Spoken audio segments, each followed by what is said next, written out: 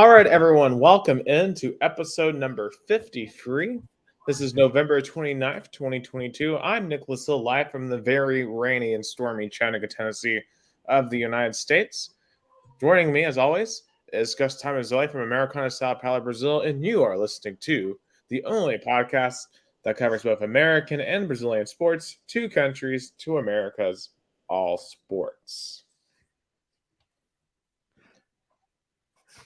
And Gus, man, we have a lot to get to, right? Like we're getting to the end of the group stage of the World Cup.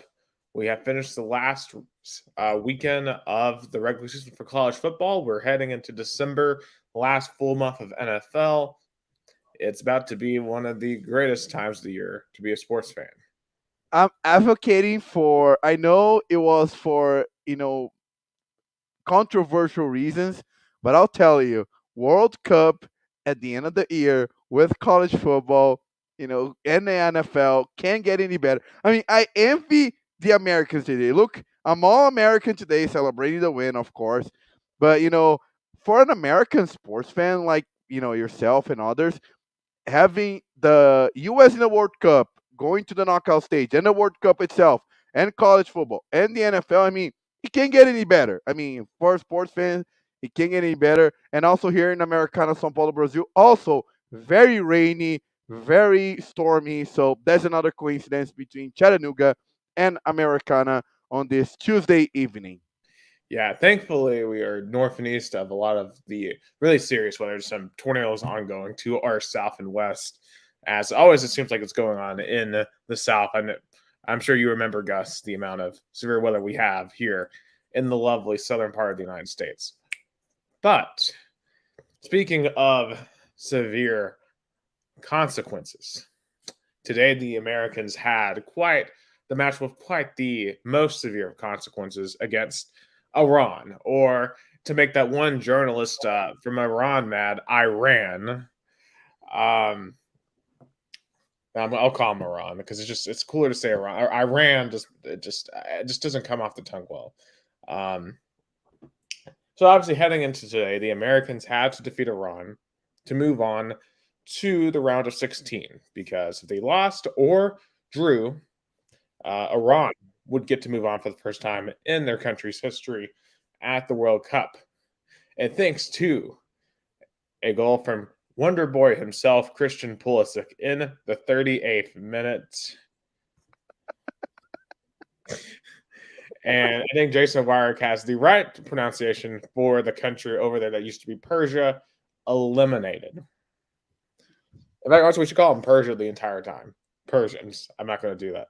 But I'll preface this. I have nothing against the people of Iran. Obviously, I don't approve of their government, and I support their people as they fight for their freedoms, enough that they can have a more peaceful and prosperous future moving forward. Because Iran used to be one of the most progressive countries in the Middle East. Like it used to be like one of the places that people wanted to go to. But obviously, 1979 changed everything. But we're not here to talk about geopolitics. We're here to talk about soccer. And the Americans had to fight like hell for 100 minutes today to get out of Doha with a W. But that's exactly what they did today. And man, what a hard fought game that was for the Americans. They made it a lot harder on themselves than they really should have. Gus, I know you only got to see really the last third of this match, but I mean, at least to me, kind of starting at the end of the game, working our way back front, because in the first half of this game, when it was 0-0, you could tell Iran, the first 10 minutes was kind of back and forth. I was actually surprised with how much Iran, the Iranians came out and were attacking early. But then I feel like after the 10th minute, they really settled in and just attempted to park the bus. They were attempting to prevent America from scoring at all costs because they knew a draw would get them through. But obviously America was getting chance after chance after chance. And I was thinking to myself, I think around the 25th minute, I was thinking, how good would this team be if we had a true finisher? How good would this team be? Because it feels like we do a lot of the other things really, really well. we just can't finish. And of course, Christian Pulisic came through in the 38th minute, got kicked in his nether regions for it, sacrificed himself for his country, a true American hero. Wasn't able to play the second half. And our offense just kind of went away in the second half, which we were not able to attack. And instead, we were on the defense, and Iran through the kitchen sink. They had several golden opportunities to equalize, but the Americans, you have to give them credit. They hung on, and they found a way through. Just how do you assess this match, Gus, and just how big is this for America? To me, this was the goal: find a way out of the group, get to the round of 16. And to me, they've achieved what I wanted them to achieve here in Qatar. First of all, do you think with this goal, Christian Pulisic now can be in the same level of London Donovan? Because London Donovan, the only difference was the time of the score, but basically the stakes were the same. You know, getting to a knockout stage against a hard battle, game. A country that is uprising in soccer. I think now we can put Pulisic and Donovan the same level in terms of importance of U.S. soccer. This goal was very much needed, because U.S. did not make the World Cup in 2018. So now not only did they made it to the knockout stage, and I think they have a big chance to advance to the quarterfinals because this Netherlands team is not playing very well. I mean, they defeat Senegal in the opening game. I think was more like they got lucky. The Ecuador they should have lost. They tied. And Qatar, was friendly. They play against nobody. Like if they play Rio Branco here, they would have, have and even we appreciate Mateus Pino. He was just in our other podcast. The LeBron of soccer. I feel like that's a good comparison. I feel like the way how important he is with this goal, he even become immortalized, and the way also what happened after, getting injured now is in day by day even get him more immortalized. I feel like with Yeah, I mean, literally giving up his manhood, getting hit in the manhood to get the goal there. I mean, that's gonna stick with America. That is something Americans we love stories like that, and that's how sports heroes are born in this country, and that's really what American soccer needs, right? Like we have the Landon Donovans, we have John Brooks from 2014. These people that are etched in our collective memory because of the moments they produced. And for Christian Pulisic, who has the potential to be the biggest American star ever, he has a signature moment as an American superstar, at least on the international stage. I know he has some big moments at Chelsea and in his club career, but for the average casual sports fan, this is now what they will think of when they think of Christian Pulisic. He's the guy who got us through to the round of 16 against Iran. And that's huge because now he already has this baseline. And obviously he may or may not have chances the rest of this tournament if he's able to get back out there for Saturday and potentially beyond if we win. But think about this. We have to remember. I've always seen this World Cup as training ground experience getting for the 2026 Cup when we host, because that to me is so vital for the future of American soccer. We have to have a good, deep, solid run in 2026. I think we need to win at least a knockout game. Maybe really, honestly, I would love us to see win at least 2 knockout games in 26 if we can swing it, right? Like because when we host it here, that is going to be a moment where soccer can truly elevate itself, because over the past years it's been elevating, but still doesn't feel like it's truly broken through. Arguably, I'd say it's probably above hockey at this point, but you still have football, basketball, baseball. A deep run by the American team in 2026 could elevate it into that discussion for the casual sports fan. And Christian Pulisic, kind of like how Pele back in the 60s and 70s, he was kind of a guy that took soccer from a sport that really no American really paid attention to a sport that like at least people were aware of. Pulisic could take it from a game that people are aware of, and you have to have a subset of the population that loves soccer to America should be a premier destination for soccer, and Christian Pulisic has that opportunity to be that type of legend. And that legend really started getting written today with that goal. Oh, definitely, for sure. Shout out to my big friend Gabriel Gomez, also congratulating US for the win. But I think you said about Pelé, but Pelé had Garrincha and then Jairzinho in the World Cups that he won. He needs another guy in front as a good striker to even make the US even more, a deeper run into soccer. I feel like we that's something I hit in our last episodes on our podcast. If US had like a Richarlison, if US had Pedro backup for the Brazil national team, I feel like US would have even way stronger. Because now if you see the goal that Pulisic did, that is a striker goal. Be inside the little box in the penalty area, getting in through the defenders. That's what a striker does, and he did that beautifully. And this goal definitely elevates the what Pulisic is for American fans, because the goal that Donovan scored in 2010, that's what took him to another level, and that's what made US get starting to get excited about soccer. That goal. I know, of course, if Pulisic scored in the 90th minute, it would have been more, let's say, heroic than in the 38th minute. But it doesn't matter. The value of the goal is still the same. US got through, and you say about make a deeper run in 2026. I mean, why not 2022? It's not impossible. Netherlands not playing well. I mean, they're playing fine, but I think US now is as the underdogs can now not say park the bus, but let the Netherlands kind of make their game, and US try to win in counterattacks, and that's how US love to play their games. Yeah, and the question is, can they find that guy in the next 4 years? Is there someone coming up through the soccer academies, someone who may have not made the roster this time, someone who may be really young on this roster just isn't developed yet, someone in the next 4 years that can become that guy? Because if you look at a lot of these younger guys on this roster, they're only going to get better over the next 4 years. This should be a very formidable team.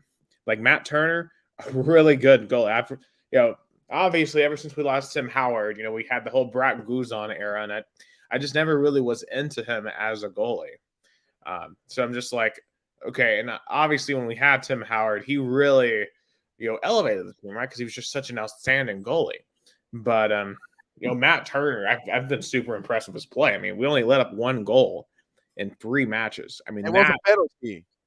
exactly a penalty that shouldn't have even happened. So he didn't let up any normal goals.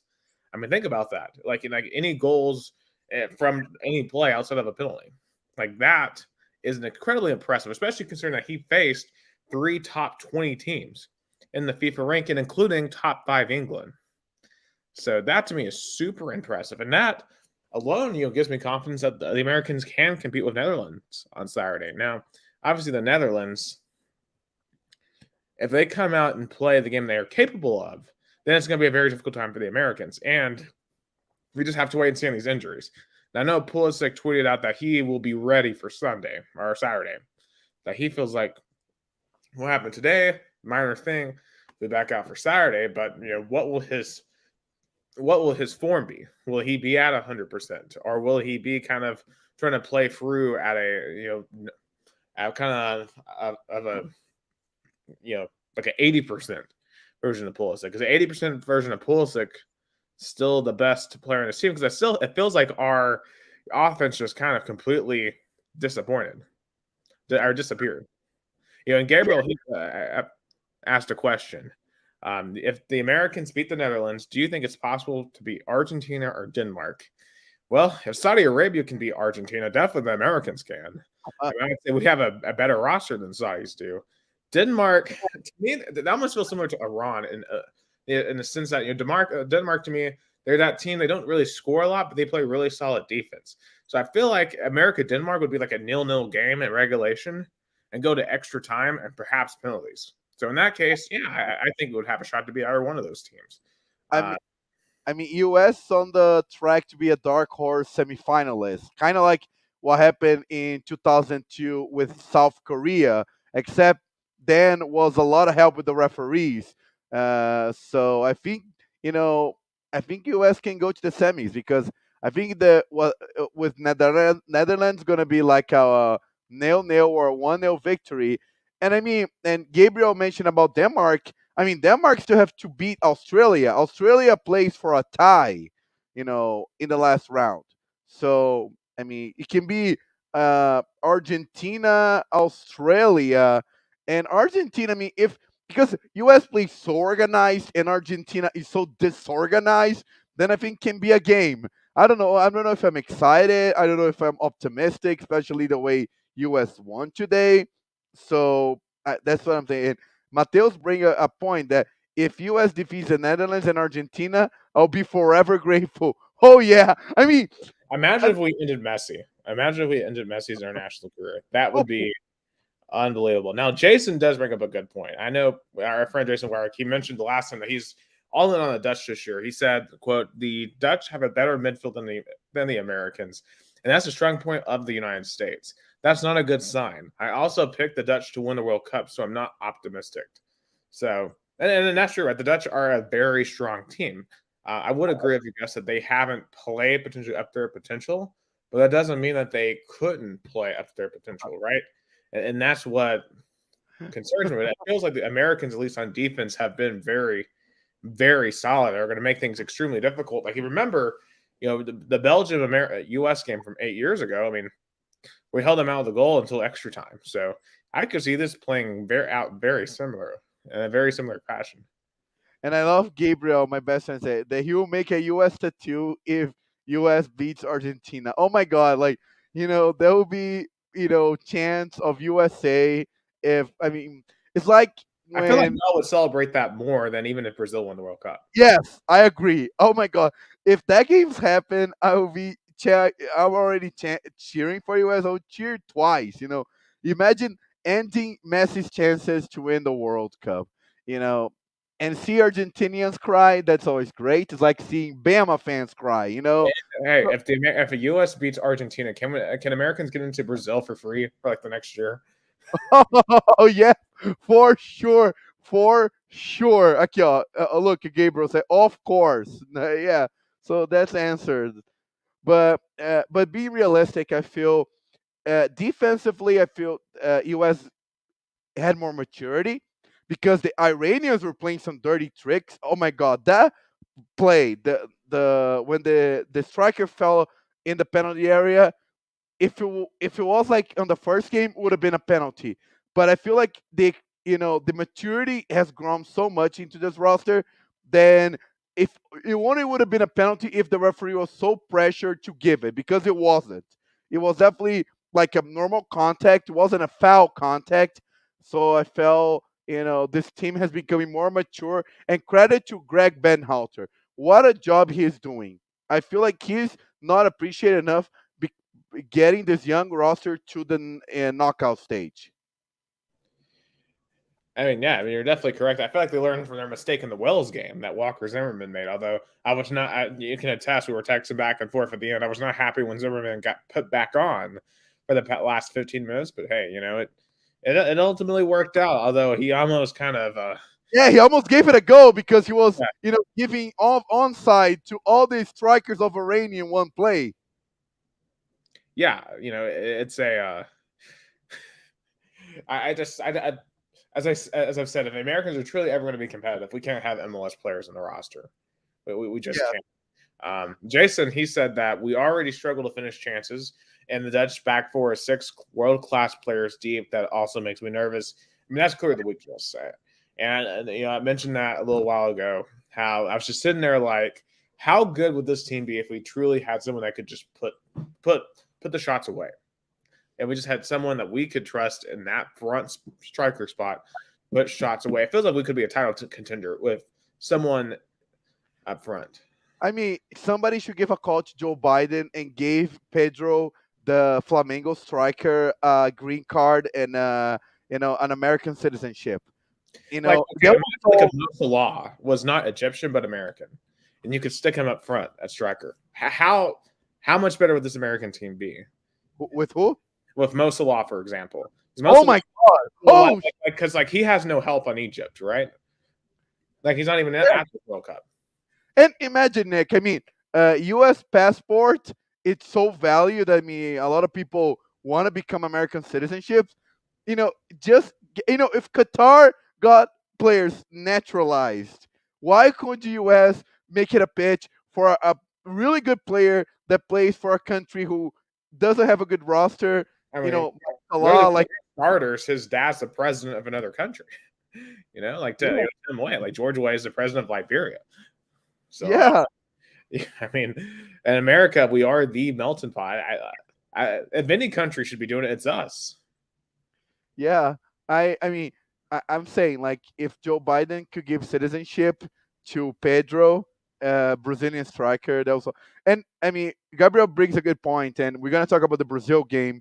That I think, yeah, definitely agree. I think Pedro should play the third game, and Jason said Tim Weah was born in New York. Oh, and his mom is American, but he has George Weah's blood in, like he has like the soccer side of it, because he's a really good, like he's a good winger, like he played with the same speed as his dad. He doesn't have, probably not still the same ability. I think he has to develop more, but of course he's better than Gabriel Jesus for sure.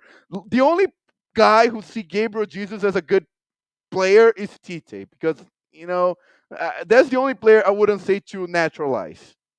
Yeah, fun fact from Jason: my youth pastor is George Way's nephew and Tim's cousin. That is Wow. cool. We have to bring it to the podcast to talk about the history of the family, because the Weah family, I mean, with the son and the dad, I mean, it's like loyalty soccer. I mean, George Way, like he literally has one of the coolest like stories ever. I mean, like massive soccer superstar, and obviously got kind of limited, right? Because he never won a Champions League. He never got to go play the World Cup because he was playing for Liberia, but then went back to his home country and is now running it. Like he's now the president. I mean, that's unbelievable. And Liberia in itself is a history of a really interesting history, and it goes back to the Americas. And if you don't know, Liberia was founded by slaves, by former slaves who decided instead of sticking in the Americas, they wanted to go back to the African continent, and they formed their own country. So that's how Liberia was formed. Which is why, if you look at the Liberian flag, it's very similar to the American flag. yeah, I mean, uh, and and he was one of the first uh, i- African players who won the best player in a season in 1995. And I know he did not won the Champions League, of course, because AC Milan did not have a good roster to back him up, and Liberia did not have a good roster to back him up to get into the World Cup in the 90s. But it's still, you know, it's like, and he saw go. And George Weah was so unlucky that AC Milan had a really star team in the early 90s. Then he arrived and this team kind of fell apart. Like, AC Milan, lost in the 1994-1995 Champions League final, but still though. And his son is definitely following his footsteps. I feel like he still needs a little bit of maturity and a little bit of development, but in terms of talent, he has it, and it was very cool to see him score the first U.S. goal in a World Cup in like 8 years. I'll say this: I think the two players that have impressed me the most in the back end, Tim Ream and Tyler Adams. I think their performances this World Cup have been very, very solid, and without them, we wouldn't be advancing. I mean, yeah, I mean they have been really solid. I said the only player really I've had like significant issues with is Zimmerman for multiple blunders. I feel like, um, Eh, but and I feel like it's sadly it's fair. I mean, I think MLS players are just, the league should, I don't know, like not say to get to the point that it's like the retirement league of famous players in Europe, but I think you need players like Atlanta United was doing, get players that I used to play in other leagues but are in the mid 20s, early 30s. So I feel like that's the way you get a better league. So, but I think the teams are getting the point. LAFC had Carlos Vela, and I feel like getting a little bit Latino league would make MLS MLS players, especially Americans, more ready to face international tournaments like the World Cup. That certainly is an interesting idea. Because you definitely want it eventually to where the MLS can provide you with quality players on an international stage. But it's just going to take a lot more work. And the problem is now we got so many teams in MLS and they can't ever get relegated.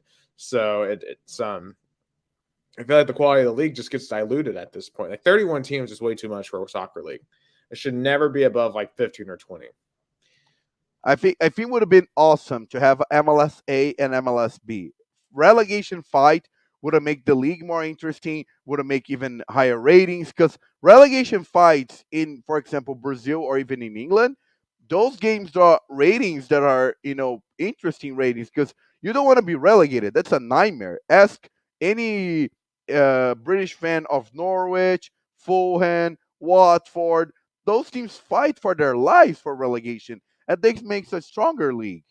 Yeah, and occasionally those teams like a Leicester City a couple of years ago, they can ascend to the top. Even though they were few years prior, they were they were fighting in the championship or vice versa. And you think about Blackburn Rovers, won the first ever Premier League title, and now they are kind of wasting away in the championship, and they struggle to get back to Premier League every now and then. So it's it really I think it benefits the cyclical nature of some of these teams. Outside of the top teams, but even then, like look at the Manchester United, like they're nowhere near what they used to be. Although I don't think they'll ever get relegated, but at the very least, the possibility is there if they really suck. It's funny that the Man United players or even former players are doing great. Marcus Rashford today play amazing for England. Cristiano Ronaldo, who was discontinued, his contract was terminated of United, playing good World Cup. So like United players are playing well. I guess when they play with the Red Devils uniform, that's when they, I guess, doesn't perform well. You know what it reminds me of? They feel like the Texas Longhorns of soccer. Like, Yes, they have all the talent in the world, and they show up to the Manchester United. They show up to Old Trafford, and everyone thinks, oh, they're going to be amazing. They're going to finally knock back down Manchester City and Liverpool and Chelsea. They just don't. and it's a great comparison also because when was Texas Longhorn great? With the Mac Brown era. When Last Mac great year Brown, was 2009 for them. yeah, when Mac Brown left, the team can find himself. The same with the Manchester United. When Alex Ferguson left, the team has not been the same, running coach after coach after coach, like the Longhorns. The Longhorns brought promising coaches like Tom Herman and now with Steve Sarkisian. Manchester United brought really high profile coaches like Louis Van Gaal and Mourinho, and now trying with a promising coach. So Texas Longhorns is the Manchester United is the Texas Longhorns of British soccer. Great comparison. Yeah, I'll just be curious to see if they can ever kind of get out of their own way, and especially having, just all the drama. All the drama. I just read the British media; they're just going to continue to dramatize them because people love watching Manchester United fall apart. Jason Warwick says though Ten Hag, I hope I said that right, is the truth though, and it's just a matter of time, and I hate it. So I mean, he was bold enough to make Cristiano Ronaldo left. I mean, it took a lot of guts to get him out of the building, even though he was not happy about it. It just shows that now I guess they trust the coach. So I feel like that could be a new era, but who knows? But still in the World Cup, Brazil got the win yesterday, 1-0 against Switzerland. Beautiful goal by Casemiro with a little help with the Swiss defenders' butt cheeks. Did you saw the ball deflected in the butt cheeks of the defenders? right, The, right, and that's the thing about soccer. Sometimes you get the lucky bounces, but yeah. Casemiro, I mean, it was just a nice finish into the back post. A very nice. Another Man United player who's doing great World Cup, by the way.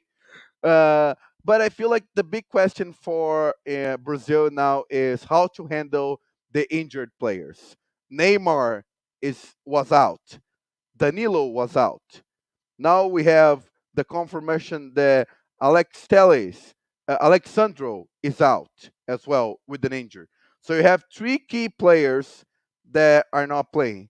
And now the big question is, I guess finally on Friday, Daniel Alves is going to play as a starter for a World Cup game. You know, I mean, if you feel about, oh my God, I don't know if my dreams can come true, look at Dani Alves, 39-year-old, washed it player, playing in Pumas, Mexico, and now he's a starter in Brazil, World Cup game.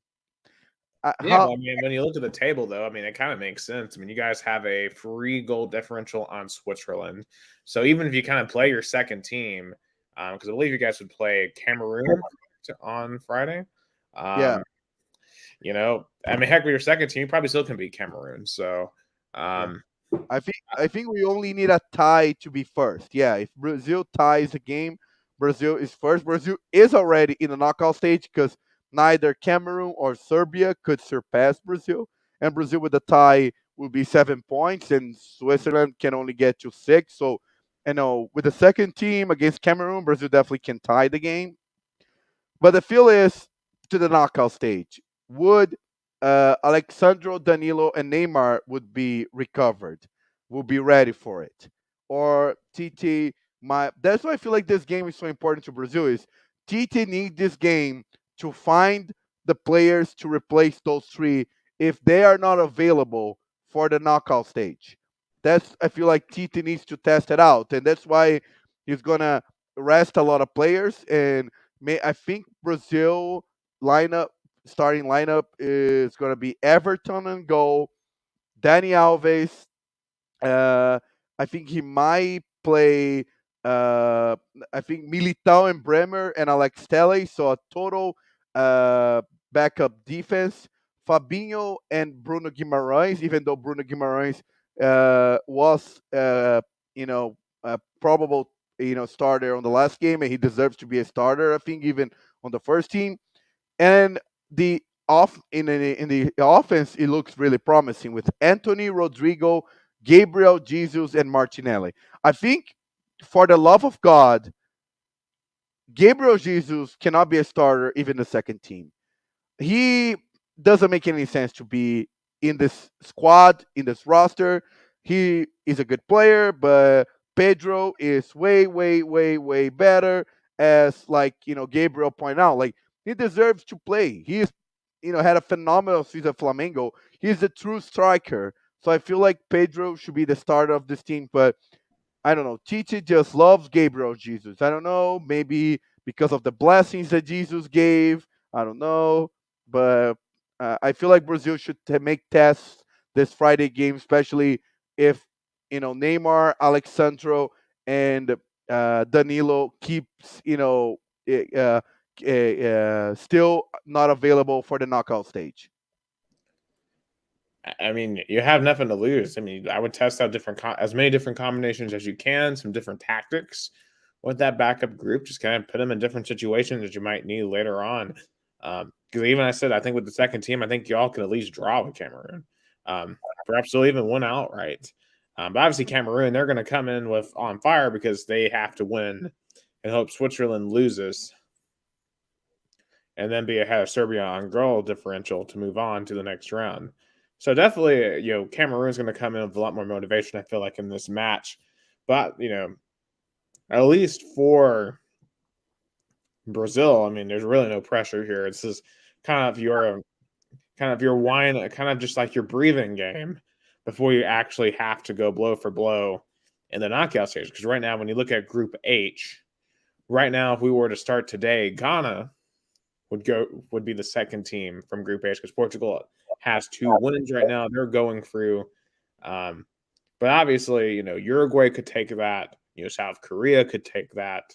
Um, I think against any of those teams, I think Brazil is going to be fine, um, even without 2 to 3 of those players. Oh yeah, for sure. But my big question is the quarterfinals against probably Spain. That's the game I'm really, really, really worried about. Because I don't think it's going to be Portugal. I think Portugal against South Korea is going to tie. and a tie will give them first place. But I'm really hoping to be Uruguay because Brazil Uruguay is like uh, Georgia Auburn. It's not like the biggest rivalry of both teams, but boy, do they don't like each other, and boy, is a rivalry game. Like you say, Georgia Auburn is a rivalry game. Like Brazil and Uruguay is a rivalry game. Like they are border countries. It certainly is interesting, right? Because I think of like Brazil, Argentina as basically like the Iron Bowl of like soccer, almost like right. That's Auburn, Alabama. But I guess yeah, Uruguay would make sense with Brazil. That those two would have a border rivalry as well. And then it feels like the other South American countries would just kind of envy Brazil, kind of like a Paraguay, for example. If they were here, we're like, I don't know how y'all feel about each other, right? But it feels like Paraguay would be like, we're envious of Brazil. We want to beat them, but Brazil's like, they're not as concerned I about. think I think Uruguay is more. I think Paraguay is more like a friendly rivalry, like it's like the little brother. But Uruguay, because also Uruguay holds the biggest title of their lives. Their last World Cup they won was against Brazil in Brazil, one of the biggest upsets in World Cup history. Brazil only needed a tie at home to win the World Cup, and the Uruguayans defeated 2-1 in probably one of the biggest upsets. So that's something that Uruguayans still hold dear. It's like, hey, we beat you guys in your country in a World Cup final. Yeah, I can see how, because I know that happened, what, 1950s? So, like, still Yeah, 72 years later, you know, that's kind of almost like a born national pride for them. So, obviously, if you guys get matched up there, I mean, Brazil definitely needs to win that game just for just for national reasons, right? To kind of avenge that. Like if Brazil were to ever play Germany again, um, there'd be huge ramifications there to get back at them for that. I don't know even if they face each other in a World Cup game before after that 1950. I'm trying to find out, but I don't know if they ever like face each other in another World Cup. It's kind of crazy that they haven't, but I mean, there's only been what 17, 18 World Cups since then. So yeah, I guess it would make sense that they haven't faced each other again. But yeah, Yeah, but I know Brazil recently, like they faced Chile in 2014 and 2010. They faced the Colombia in 2014, and they faced Argentina in 1990. So that were the last times Brazil faced a South American country in a World Cup stage, especially in the knockout. So Uruguay will be like, I think they'll probably kind of like revitalize that 1950 loss to be like, hey, remember that day? Like, kind of like you know, you remember what happened last summer? Kind of like that. yeah, definitely. I remember those matches. So it's those are all pretty big games. But yeah, obviously, I would love to see that Brazil Uruguay game because I definitely sounds like there's a lot of chaos potential there in those games. But Uh, kind of just looking at some of the other groups around the World Cup. I mean, obviously, some teams here that are really interesting to me. Uh, tomorrow we're going to see Mexico. Mexico has 1 point right now. They are last, dead last in their group. They have to play Saudi Arabia tomorrow. Argentina plays Poland. Um, Mexico needs Poland to win, and they obviously need to beat Saudi Arabia to go through. I mean, Mexico has kind of been in this rut where they can't get past the round of 16. There's a chance they may not even get out of the group stage here. A good chance they may not get out of the group stage. I mean, I would love the scenario to happen. Imagine Argentina being eliminated in the group stage. So I take Poland 2-1 against Argentina and Mexico 1-0 Saudi Arabia. Oh That's wow! my predictions. See, I feel like Argentina's going to win tomorrow. I feel like Argentina's going to beat Poland. Mexico will beat Saudi Arabia, but But then it comes down to goal differential between Poland and Mexico. Um, let's say And Argentina wins 2-1. Let's say Mexico wins 2-0. That would then be Poland would advance because they would have a 1+ goal, and Mexico will have 0. yeah. So it's gonna be difficult for Mexico. I feel like obviously they need Argentina to go down, and just an absolute failure that would be for Argentina. Oh An yeah, absolute failure. it would be interesting if Argentina would be eliminated in the knockout in the group stage. It will bring a lot of superstitious Brazilians to be more excited about, because the last time Brazil won the World Cup, Argentina was eliminated in the group stage. So That's actually interesting. just saying, that's why Brazilians should root even more for Poland and Mexico, because or even Saudi Arabia, or even a tie. Because I mean, if Argentina loses, they're eliminated no matter what. Because well, no matter what happens in the Saudi Arabia Mexico game, if they lose, they're eliminated. Yeah. Actually, yeah, you have a point, right? Because someone's got to get a point. Yeah, because if they draw, Saudi Arabia would surpass Argentina if Argentina loses. If Mexico won and Argentina loses, Mexico will surpass, and Saudi Arabia as well. So if Argentina loses, they are out, no matter what happens. Yeah, that's man. Talk about pressure for Messi, pressure for his legacy, the legacy defining moment I for mean, he saved Argentina last game. If it wasn't for him, they would have tied or even lost to Mexico.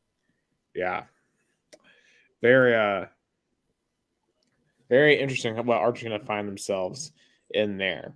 Um, just looking quickly for some of the other groups, France at top of Group D, they're going through. I don't think there's any shock there. No previous World Cup winner curse here. They look just as good as they did last World Cup. Kind of curious who's going to go through here because we have France and Tunisia. I wonder if France is going to rest players here, like Brazil is planning on, which leaves us with Denmark and Australia. Australia, if they draw, they go through. Um, assuming France beats Tunisia, which I think they will. Denmark has to win. They found themselves in a similar position that the U.S. found themselves in today. Who do you think is going between Denmark and Australia? Assuming that Tunisia doesn't pull off Yeah, the set. because it's funny because Tunisia only needs a win to advance, because you know, I mean, I mean, if Tunisia beats France and Australia and Denmark would a tie, Tunisia would advance on goal differential, because let's say Tunisia 1-0 and then they 1-1 Australia and Denmark, Tunisia will have a 0 goal differential and Australia will have a -2. So, but I think it's gonna be 1-1 Tunisia and France, and 0-0 Australia and Denmark. So it's gonna be France in first, Australia second. Yeah, and the Kangaroos, I mean, that'd be a huge result for them. I know they've struggled the past couple of World Cups, so that'd be huge for them to make it to the next to the knockout round. Because Australia, to me, they feel like the U.S., but just on the other side of the world, where they desperate, they really want to be one of the big boys, but they don't never really seem to have like the top tier talent to do so. And like I think there's back many years ago, Australia made a big move because they were the kings of the Oceania continent, the OFC. They were dominating there, but they fell alone. They felt they were dominating a very weak confederation, so they moved to the AFC, which is the Asia and Middle East confederation. So they if they advance, not only good for them but also for the Asian confederation. Right, 'cause remember, it always seemed like it was just Asia and New Zealand that seemed to go through from that continent. Is anyone even in here from Oceania? I'm trying to see. No, no. New Zealand were they won the qualifying, but they lost in the playoff game.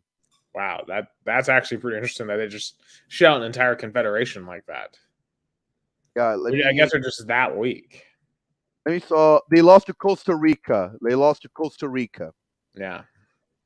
I guess you don't want to waste a spot on um, such a weak confederation like that. Group E to me. I mean, Germany about to get knocked out maybe again. So they have to play Costa Rica tomorrow. Japan plays Spain. What do you see happening here? I feel like Germany's going to beat Costa Rica. If Spain beats Japan, if those two results happen, then Germany goes through in second place. Do you see something else happening there? I don't know. I mean, I'm gonna be really bold. I think Japan and Spain tie, and Costa Rica beats Germany. So Costa Rica be first and Spain second. Holy cow! I mean, yeah, I mean, obviously Costa Rica. It's a big upset of Japan, and yeah, I think about their run in 2014 when they went all the way to the quarters. Like Costa Yeah, Rica's had pretty good teams over the years. Well, probably the most underrated team in the CONCACAF.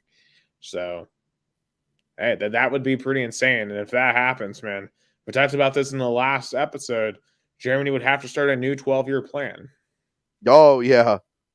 That game had like the stakes for Germany. It's really, really, really high.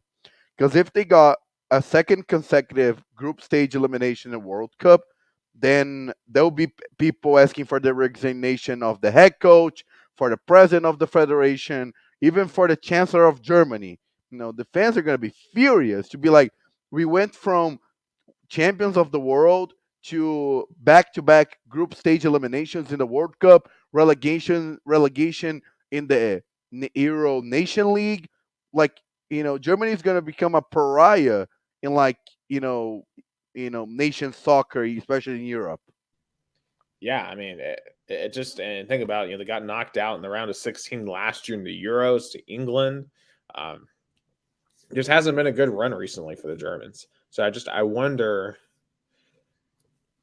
that tomorrow definitely feels like to use a metaphor here, they have a wall, the Berlin Wall, and they just better hope the Costa Ricans don't bring that wall down like Gorbachev did once upon a time, or Gorbachev. So Group who you think can advance? I think Spain and Germany will both win in advance. But hey, I could see the chaos happening though. I could see Costa Rica pulling off that upset. I mean, don't we love sports chaos? I We do mean, love some sports chaos. imagine if Japan and Costa Rica would advance. How much? And this is a big possibility. If Japan beats Spain and Costa Rica beats Germany, both European nations are out. Yeah, I mean that. And honestly, I feel like that would almost be the best for the world, right? Because I feel like we need more parity outside of just the European powers taking turns, right? Because obviously you have the Brazil and Argentina, trying to provide a counterbalance. But I would love to see some different continents get up there.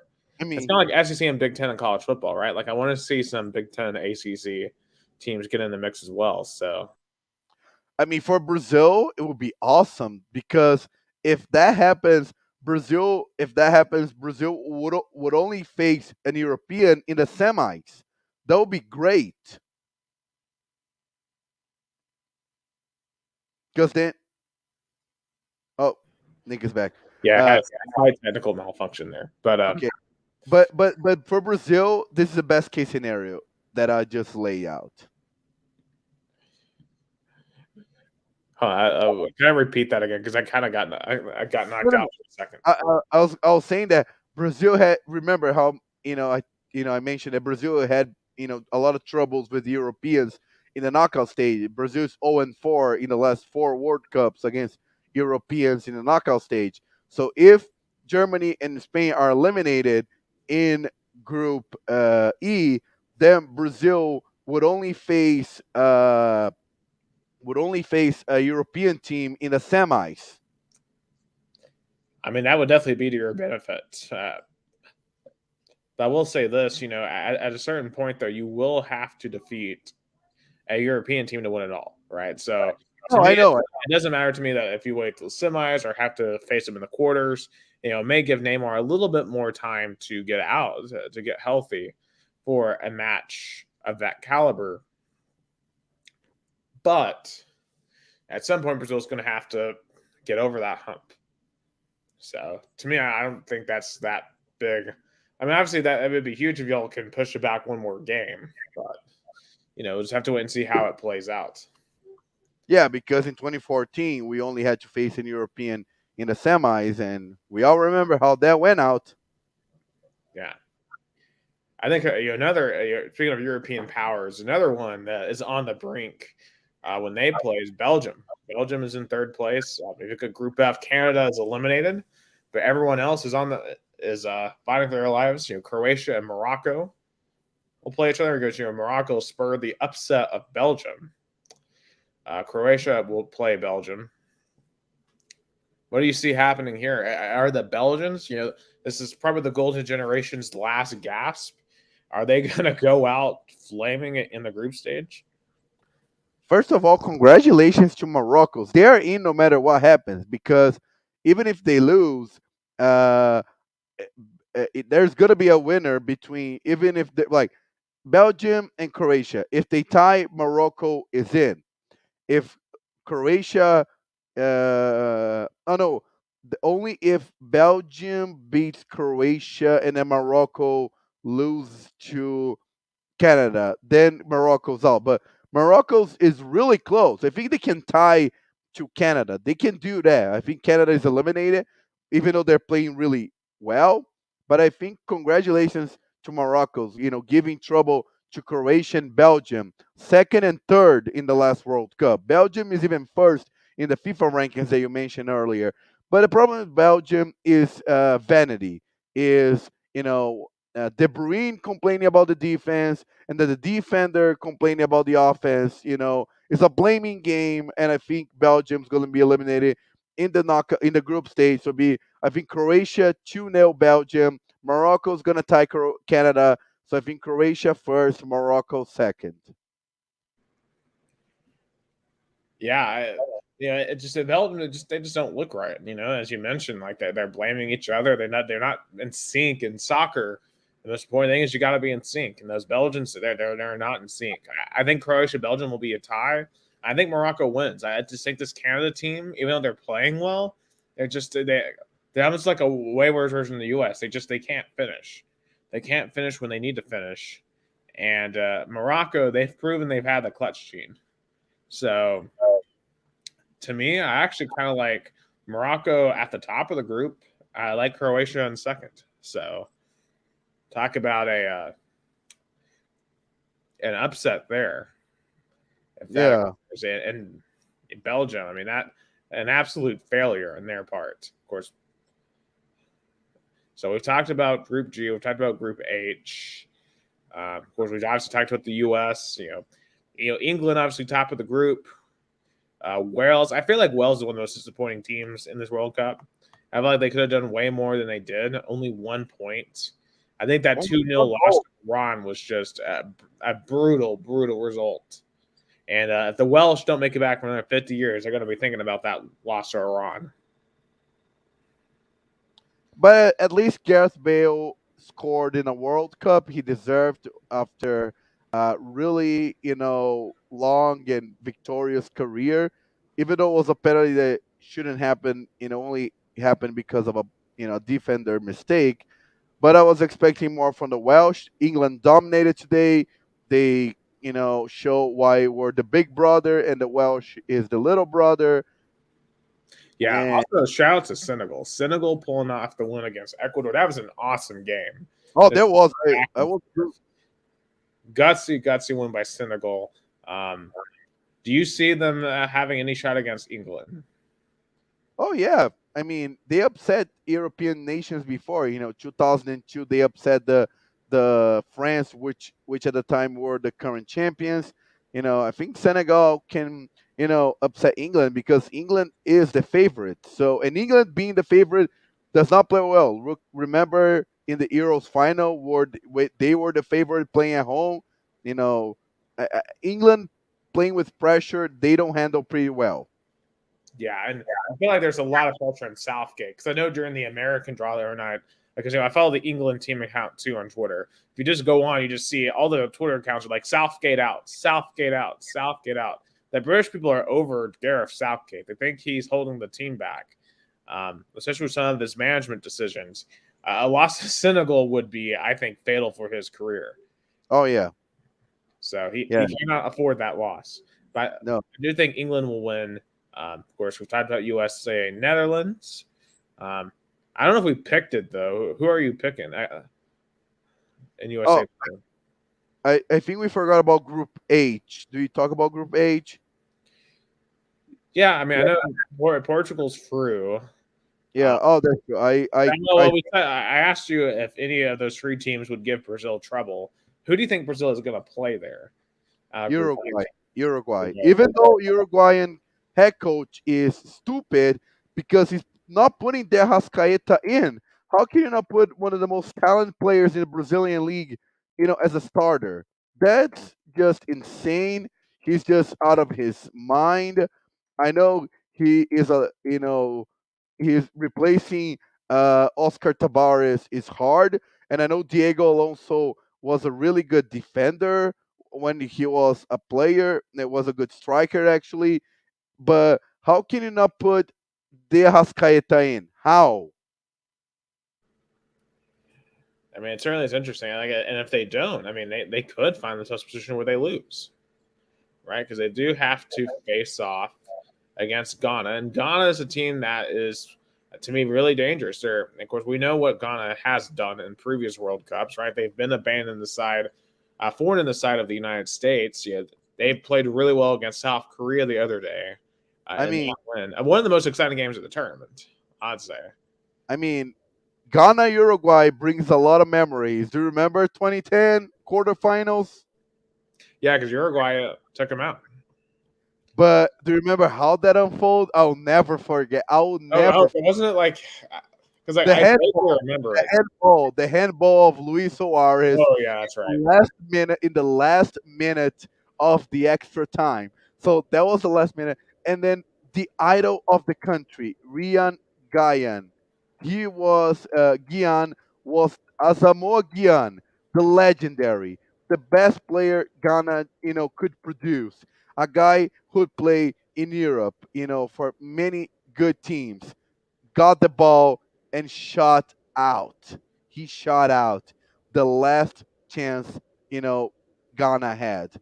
So I mean, that was a game, and and uh, and and I don't know if you remember the last penalty in the penalty shootout Uruguay had was it was Loco Abreu, who is an idol here in Brazilian soccer, especially for Botafogo fans, who did what we call the cavadinha, the when you put the ball like up on like covering like a cover of the goalkeeper. So for Uruguayans, that if they they bring a lot of good memories. They're like, if we beat them in 2010 in South Africa, which was basically kind of home game for Ghana, we can do it again. Yeah, I mean, and Ghana definitely isn't what they were, right? Because I mean, Ghana was um, just unbelievable. I mean, they lost the chance to be the only African country in a semi-final of a World Cup play in South Africa. I mean, that was one of the biggest chances an African country lost in a World Cup ever, ever. Yeah, and I'll be curious to see when we get another opportunity for Senegal. I mean, they're in the round, they're in the knockout stage, so we'll see if they can go on a Cinderella run of their own. But yeah, I think we've picked every group.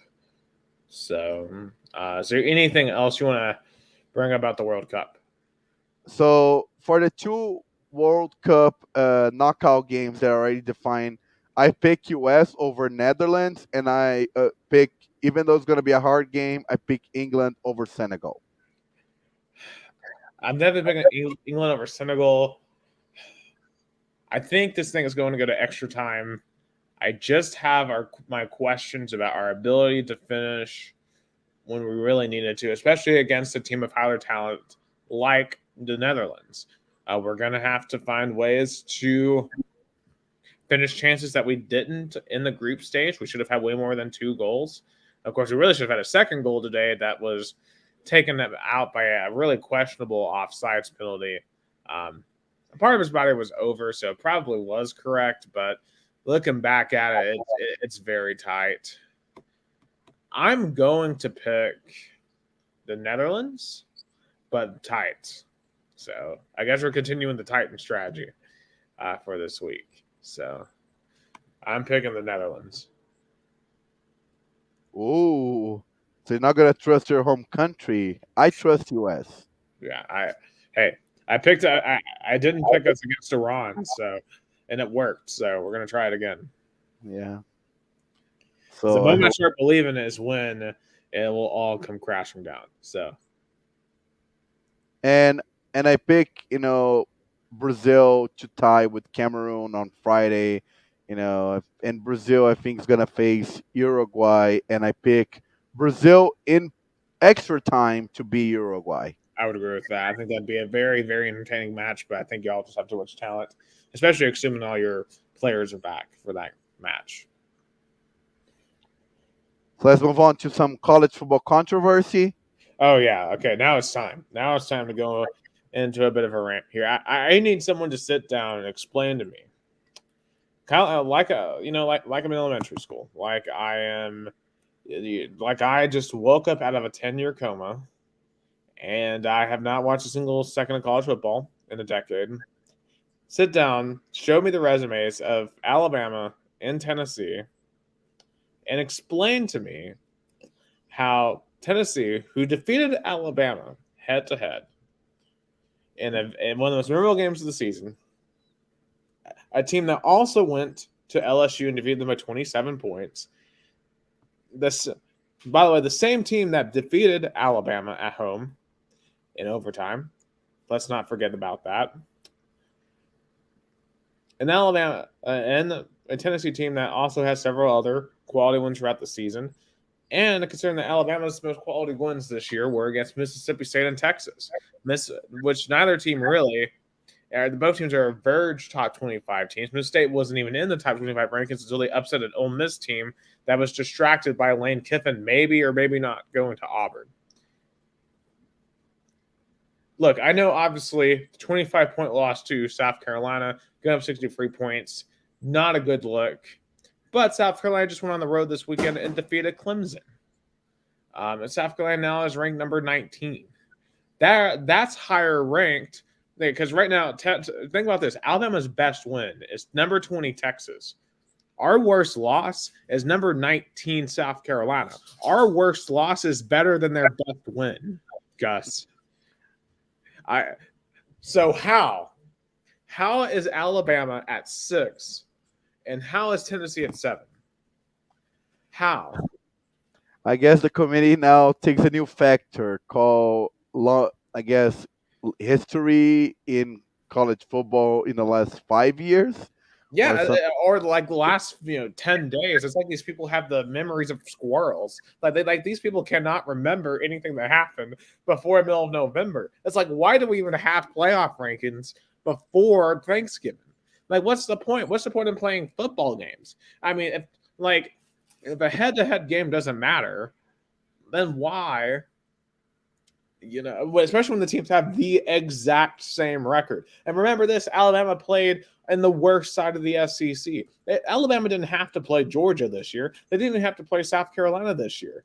Alabama, I will tell you this, they wouldn't have beaten Georgia. And if they had to go play in Williams-Brice Stadium on a Saturday night, I don't know if they would win either. I mean, look what South Carolina just did as Clemson. I mean, their SEC East second opponent was Vanderbilt. And Tennessee beat Vanderbilt worse. I mean, look at our two common. Alabama beat Vanderbilt like 52-3. We went to Vanderbilt. Remember, Vanderbilt went to Alabama. We had to go over to Nashville. Yes, it was 70% Tennessee fans because there's no Vanderbilt fans. But in a driving rainstorm, when we really didn't have a ton of motivation, and we had lost our award-nominated quarterback. Congratulations, by the way, to Hendon Hooker. nominated for the Maxwell Award, and to Jalen Hyatt, nominated for the Blitnikoff.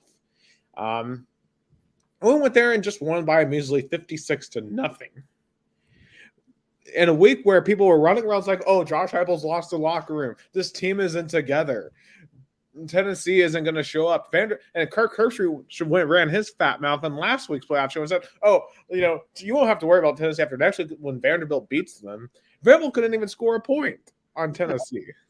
Vanderbilt scored on Alabama, so yeah, I mean, not like it really matters that much because neither team is going to get into the playoffs, nor should they get into the Final Four. Because here's the deal with the Final Four: Georgia, Michigan, and yes, I'm going to include TCU. All three of those teams should be in no matter what. I think they have finished the season undefeated, and no matter what happens in their conference title games, they shouldn't be punished because they play an extra game. They just shouldn't, and that includes TCU. And I understand their strength of schedule isn't as great. But they went through the gauntlet of every team in the Big 12, and they beat them all. To me, that has to count for something. And even if they lose to Kansas State Saturday, they've already beaten them once. Put TCU in the playoffs. As for that fourth spot, USC. I mean, USC has two really, really strong wins here the last 2 weeks, right? They have wins over UCLA, and now they have a win over Notre Dame. Obviously, if they beat Utah, that erases their one loss. They should be in. Now, if they lose, should they be punished for that loss? And then who should get that fourth spot if you decide they shouldn't be in the fourth spot? I don't know. Now the debate's going to be Bama and, Ohio State and Alabama. I mean, first of all, it makes me sad that Tennessee is not in the number 4. I mean, really think about it. If we had beat South Carolina, Tennessee would be number 4, and USC still would have jumped us. And that's kind of here's the thing: if TCU and USC win this week, South Carolina was a completely meaningless game because we would have gotten jumped anyway. Because USC at that point would have deserved to be in over Tennessee because they are conference champions or also have one loss. TCU would deserve to be in over Tennessee at that point. Even if we were 11-1. Yeah, I know we have some really strong wins, but, we didn't win our conference. And I think winning your conference has to mean something. So, I mean, that's just me being objective, right? Obviously, I would love for Tennessee to be in the top 4. Now, without Hendon Hooker, do I think we would win a national championship? Absolutely not. That's not really a dig at Joe Milton. I thought he played decently well against Vanderbilt, but the long balls are still not completely there, right? I feel like there's a lot of overthrow still going on. Now, I think part of that was because of the weather. It was raining a lot. But still, I don't really trust him against Kirby Smart's defense.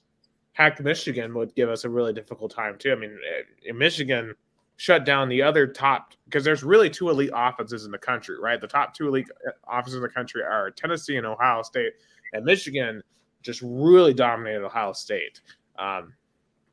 So, I don't know. I just don't think the playoffs would work out well for us. What I really hope we can get here out of a bowl game at this point, the Orange Bowl against Clemson. That is my dream bowl game. Because of what Dabo Swinney said last week about Tennessee, about how we were going to be flipping burgers while Clemson was fighting for a playoff spot, and then they go out and they lose to the exact same team we did at home, and then let South Carolina rush their own field. Oh my God, that was embarrassing. I mean, this is why you should never rush your field every single week. I mean, the whole they call it like meeting at the paw or something. That doesn't make any sense. Yeah, of course. Do you think? I mean, of course, the chances of happening is the same chances of me going on with the model, but. Do you think Georgia, Michigan, TCU are going to win their conference titles? And if they would have... Yes, absolutely. TCU, I think they're going to have I think that's like a 50-50 game with them in Kansas State. But I think it's going to be really close. And even if TCU loses, they should still be in. But even if Georgia, Michigan, TCU would lose, do you think those 3 are going to get in? I mean, I'm just trying to think if there's... I would put them in. I mean, because look, here's the thing. Should Georgia, Michigan, TCU be punished for losing a game an extra game that they had to play that Alabama and Ohio State and even Tennessee didn't have to play? Should they be I mean, punished for playing that extra game? didn't Auburn was punished for playing an extra game back in They 2017, were. 2018? And I think looking back on it, maybe they shouldn't have been. Because think about it, they had beaten Georgia before. So really that game should have just canceled themselves out. Yeah. I I'm mean, it's just kind of saying, crazy how really we have to start asking this question, especially when we go to 12 teams. Are the conference is the conference championship format irrelevant? And just to put teams in a worse position if you have to play. I mean, we were literally discussing a month ago, was it a good thing that Tennessee lost to Georgia? And because it had set us up for a situation where if we had one out and we didn't lose to South Carolina, we would be sitting there at 11-1, and we didn't have to worry about losing to LSU. Like, to me, it's insane that it's a benefit to you to not win your conference championship. because back then in the 2017-2018 season, Auburn was ranked number 2, and they lost to Georgia, who was ranked number 6, and then Alabama somehow sneak in. Of course, Wisconsin also lost, but I think Auburn should not have be punished to play an extra game because literally that's what happened. Yeah, I mean, and it's truly, it's completely unfair. I mean, it's like, it's like in like basketball, right? Like if Tennessee, for example, were to make a run always to the SEC title game in basketball, we lose on SEC Sunday, we lose a seed because we lost on Sunday, and we played an extra game and lost an extra game. No, like you should be rewarded for making that extra game. And I could see a scenario though, like if Michigan lost to Purdue because Purdue is unranked, that would probably hurt them. But at the same time, that win against Ohio State, I think, would still prop them up. Now, USC is having the wild card here. If they lose to Utah again, that could put them in a precarious spot. And I think in that scenario, I think Ohio State would still make it. They would sneak in as that 4 seed. And at 11-1, at least they would be the other one-loss team. So I don't know. I don't know how opposed I would be to that, but definitely I would be opposed to Alabama making it in over Ohio State. Because Ohio State, even they have 2 better wins than Bama. Because Bama, remember, Ohio State has a win at Penn State, who's now number 8 in the country. They now have a win against a top 20 Notre Dame team. So that's better wins than Alabama does. So Ohio State, I think, would deserve to be in over Alabama. And I mean, I would even argue over Tennessee just from an objective standpoint because, we have 2 losses. And 1 loss is less than 2.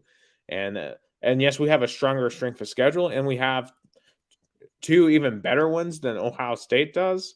But, at the end of the day, giving up 63 points to South Carolina is, it's definitely a detriment in this conversation. But, Yeah. in a way, I kind of hope TCU and USC both win because at least that will make me, at least think that we weren't making it in anyway. So USC, so the South Carolina game didn't matter. If either one of those teams do lose, then that South Carolina game is really going to haunt me as a Vol fan for the rest of my life because it would have been a case of what if for this Vol team. But Ohio State fans are going to sit there and I guess be the biggest Kansas State and even bigger Utah fans than ever. Like, Friday night they'll find out their fate. If Utah can beat USC in the desert again, then Ohio State I think is going to get in. If USC wins, then Ohio State better start getting ready for the Rose Bowl again or the Orange Bowl or wherever they're going to go because they ain't going to the playoff. But imagine this. If USC and TCU would lose, then the committee, I think, is going to put Ohio State number 3 and TCU number 4. And imagine Michigan, Ohio State for our college football semifinals. Oh my God, this is going to be the biggest, rivalry game of this century. And I know it'd be completely rigged because that they would just be doing that for ratings. At that point, I think for fair reasons, you'd need to put Michigan at 1 just to avoid that rematch. Put Ohio State against Georgia and then TCU against Michigan.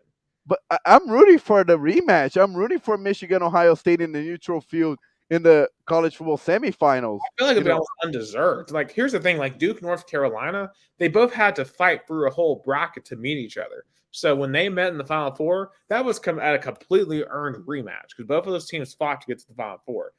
I mean, this is a crazy committee, and I have to bring up some quotes here from Boo Kerrigan. I mean, remember, this is the person who's leading a group of 12 angry men, right? I was about to say something else, but I kind of realized that maybe I don't want that on my personal record. So, all right. So these are some of the quotes from Mr. Boo Kerrigan. He said that he claimed that Penn State was an unranked win for Ohio State or for Michigan. That Penn State was an unranked win. Their top 10 team. Okay. So he doesn't know Penn State's a top 10 team.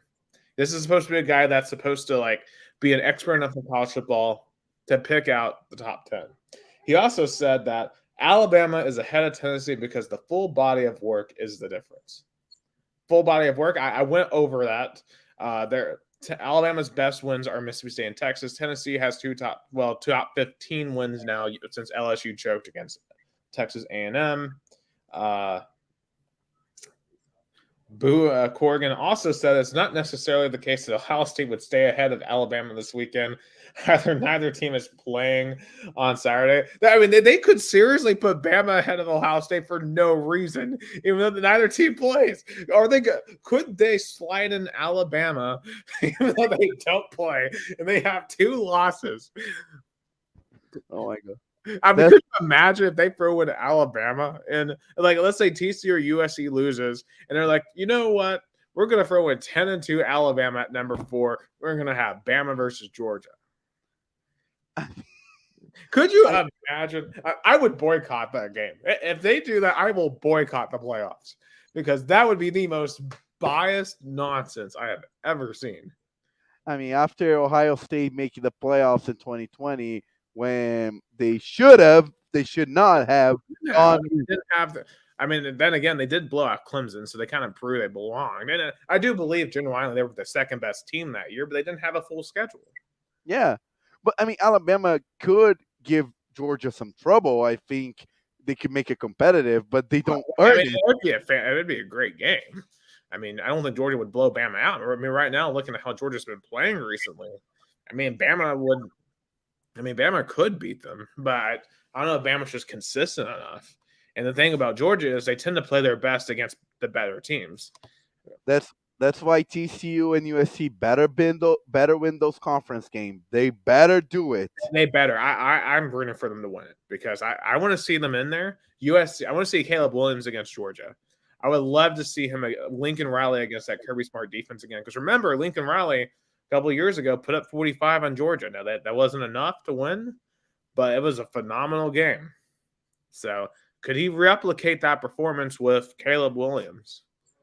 And if those 4 would have remained on the top 4 in the college football playoff, that would have mean the entire country is watching because it's California, Texas, Michigan, and Georgia. You know, I made a TikTok about this. I remember it was about this time last year where I said college football needs a team like USC to get good again. And now we're sitting here a year later where they're 1 away from the playoff. And USC is exciting. They play an exciting brand of football. They're fun to watch. I mean, Caleb Williams should be more fun to watch in LA than he was in Oklahoma. I'm sorry. I'm sorry to all the Oklahoma fans. The Sooners are not an exciting brand. The Trojans are though, because it's Los Angeles. It's not Norman, Oklahoma.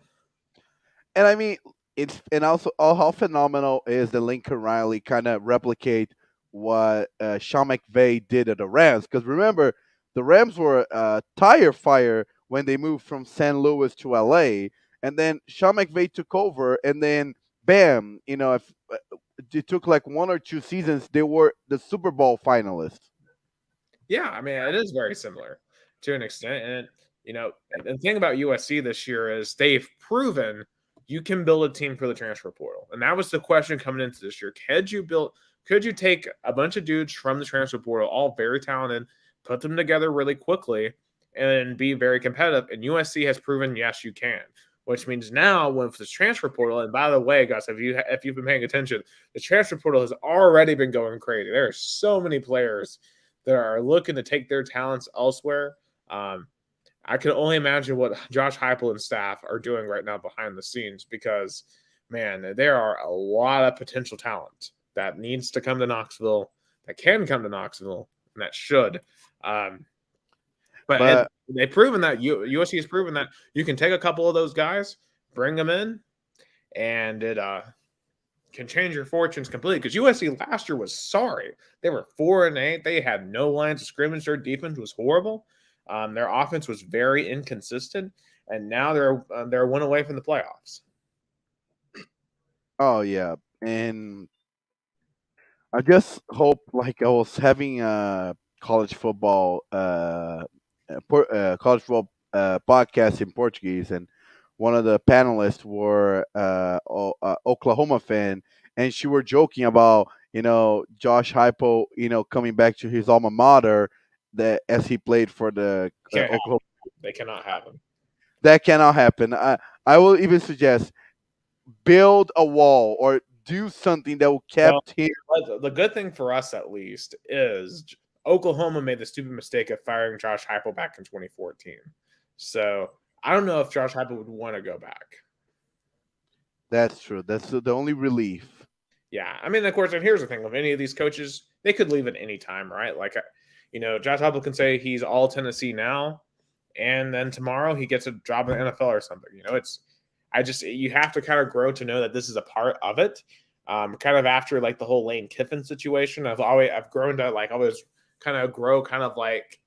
always grow somewhat suspicious of coaches, right? Because you just never know what they're thinking. Like look at Luke Fickell, what just happened at Wisconsin. I mean, Hugh Freeze going to Auburn, even though he just signed the contract extension. I mean, these coaches will go when they think the situation is right. Do I think Josh Heupel is a 20, 30-year coach of Tennessee? Probably not. I don't know how many coaches will be in the modern era. So you just kind of have to appreciate the guys when they are there. Kind of like how with Tennessee fans, we got to appreciate Heupel while he is here in the now. So, speaking of the Vols real quick, I wanted to rate the Vol season. Think about this. This is our first 10-win season in the regular season since 2003. First overall 10-win season since 2007. Going to finish probably of our highest ranking since at least 2001. Go to our first New Year's Six game since 2001. Beat Bama for the first time since 2006. Only second win against Florida against 2006 or 2005. For me, I'd give this season an A. I mean, the only thing that keeps it from an A+ is the blunder at South Carolina. But outside of that game, and I'm not going to ding any points for Georgia because they're the number one team in the country. Basically a dream season. This is the season that I have always dreamed of seeing for Tennessee. And I know it can get better. I know it could have been better. But considering what I've seen for the vast majority of my life, I'll never forget just how fun it was to finally have a Tennessee Vols team that I truly thought every single time we walked out on the field we were going to win. I don't know if I picked against Tennessee once this year in any game. I truly thought every time we were going to walk out on the field we were going to win. And I don't know how many more times we'll get a team like this. I know we're doing well in recruiting, and I believe in Heupel long term. But obviously with Hendon Hooker and Jalen Hyatt, and just all the other guys on this team, what they've done, what they've meant to not just University of Tennessee, but to the entire state of Tennessee. They've given us pride back, and that is something that I will always be very grateful for. Even though we're not going to go to the playoffs, we're not going to win a national title, we're not going to win an SEC title. What they've meant is beyond description. So I just thank you for the fun ride. They got something that we thought in January of 2021 was that, which was the pride to be a Tennessee volunteer football fan. Do you remember in that press conference in January of 2021? I felt the pride was over. The the we were there covering it, all the drama, all the fallout. I remember, getting the notification that we were supposed to play West Virginia in the Liberty Bowl, and my first thought of is, why do I have to watch this team again? I didn't want to watch them again because the last time I had watched them was in that Texas A&M game, and that was one of the worst games I've ever watched. We did nothing the entire game. And I remember just sitting in Neyland Stadium by myself after that game and just looking around and thinking back to some of the other times that was in that stadium that after Georgia State 2019, after losing to Vanderbilt by 25, and just wondering, is this program really dead? And then especially with the rumors that were circling around at that point, because that was the day that we found out about Jeremy Pruitt's misconduct. And, um, you know, I did not think this was possible, especially this soon. I didn't know if this was possible again. I really thought that Tennessee was in it truly just going to be. I felt like we just couldn't get out of our own way, and that we had been so bad for so long, it was going to be really hard to get the talent that we needed to compete. And I certainly would have thought sitting there on that December day in 2020 that less than 2 years later would be finishing a season in the top 10 with a win over Alabama. I mean, it's just special. It is really special what Josh Heupel has done. I mean, cause I remember because you sent me the clip of our initial reactions to Heupel, and because I rewatched it, and I think my prediction was, our offense should get a lot better, but it's going to take like 5 years for us to truly be competitive, maybe. And even then, I think I said something about us maybe being the Auburn of the East, or maybe occasionally we'll have an amazing season. And, to be fair, that might be what we are. I mean, this might be one of those seasons where everything came together and it was great. And we may regress back to 7 to 8 wins next year. But I know now this is truly possible for Tennessee. And, I'll just have to patiently await the next season that's like this and just hope that when we go into a place like Columbia and we have all the pressure in the world, that next time we can find a way to overcome that and get to that next step. And we mentioned all the Jeremy Pruitt debacle, and something that we didn't mention in our last podcast was that Jeremy Pruitt, the Tennessee responding to the NCAA notice of allegation, say Jeremy Pruitt deceived us, and there was allegations of now it's before it was McDonald's, now it's Chick-fil-A bag full of cash. Well, at least it's a little bit more posh, I feel like, a little Now less to get in Chick-fil-A bags than McDonald's bags. But anyway, so I think the coaching change of was really really big, and that's why I still gonna give an A minus because of all the expectations that were coming to the end of the season. That all Tennessee had to do was to win out, but still was still beyond any fans' dreams to beat Alabama, and finally and not only beat Alabama, beating Nick Saban. Because if imagine if Nate Saban would have retired and Tennessee fans never had the pleasure to beat a Saban team, Alabama team led by Nick Saban. Because if Saban would have retired and Tennessee would finally beat Bama, Bama fans would be like, "Oh, but you didn't beat us with Nick Saban." No, we did. Yeah, and with the best quarterback they've ever had in Bryce Young too. Like it wasn't like we just beat them with the weak team. No, we beat them with a full Bryce Young. I really thought we were never going to beat them. I'm just going to be real. I thought we were going to finish like 0-20 against them, and the fact that we didn't is something that I can always smile about. Because I think about like Urban Meyer like this. We never have gotten a chance to get a win against him again because we didn't back when he was at Florida, and I've always kind of hated that we've never beaten Urban Meyer. But now I can rest easy knowing that yes, we have defeated Nick Saban at Alabama. Um, I don't know if we'll beat them again at Alabama, but at least I can take pleasure in knowing that we did it once.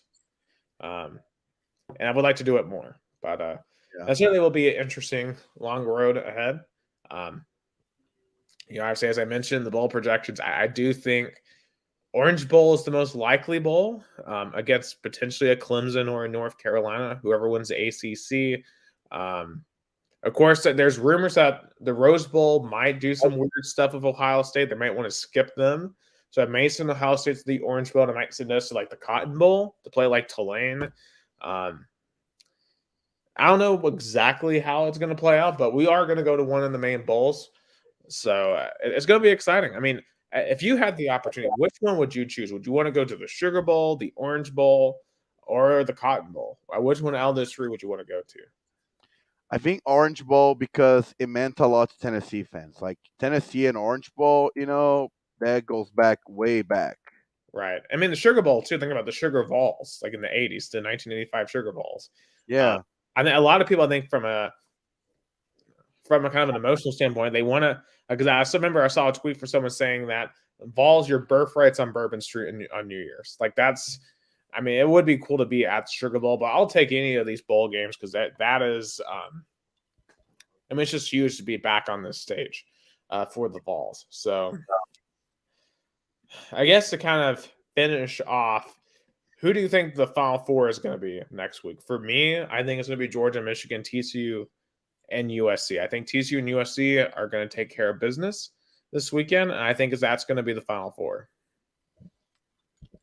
I think my Final Four is going to be Georgia, Michigan, Ohio State, and USC. It certainly would be interesting. I would feel so bad for TCU, and I hope TCU does not get screwed. I really hope they don't because they deserve to be in the playoff. They've gotten screwed before twice, and if TCU got screwed again, man, I would not blame TCU for pulling out of the NCAA. I just wouldn't. Like TCU deserves a chance to play for a national championship this season. So I certainly hope the Frogs take care of business. Actually, I kind of lied. Before we finish off college football, I do want to bring up some of those coaching hires. Hugh Freeze officially to Auburn. Obviously, the reaction here has been pretty mixed. A lot of Auburn fans don't like this hire. They think it's a disgrace for the university, considering what Hugh Freeze did in the past with the escorts and all the shooting at Ole Miss. Despite him having this whole, Southern preacher vibe about him, and coming from Liberty University, an institution that is well known for its mischievous deeds over the years with the Falwell family. But obviously, at the end of the day, it's about winning and losing on the football field. Hugh Freeze did pretty well at Ole Miss when he was there. He did pretty well at Liberty. What do you think about this hire? Do you see this working out for Auburn? I think Auburn wanted a guy who understands Southern football, who understands the tradition, because the guy who was there before, it was an outsider, and it didn't work out. So they got with the safe hire. Of course, I think Lane Kiffin was the number one target, but I think Kiffin was like, I want to stay at Ole Miss. I want to build a program here. So I think they went to the second choice, which was Hugh Freeze. Yeah, the whole thing, it does seem pretty crazy. Because hold on, there was a quote that I saw earlier. I have to kind of scroll back to find it.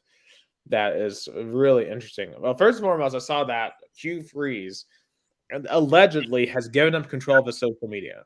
Now, as part of Auburn's contract, the school has taken control of all of his social media. They do not want him on social media, which is really interesting because Hugh Freeze has been known to respond. If you DM Hugh Freeze, he'll respond to you, which is pretty insane.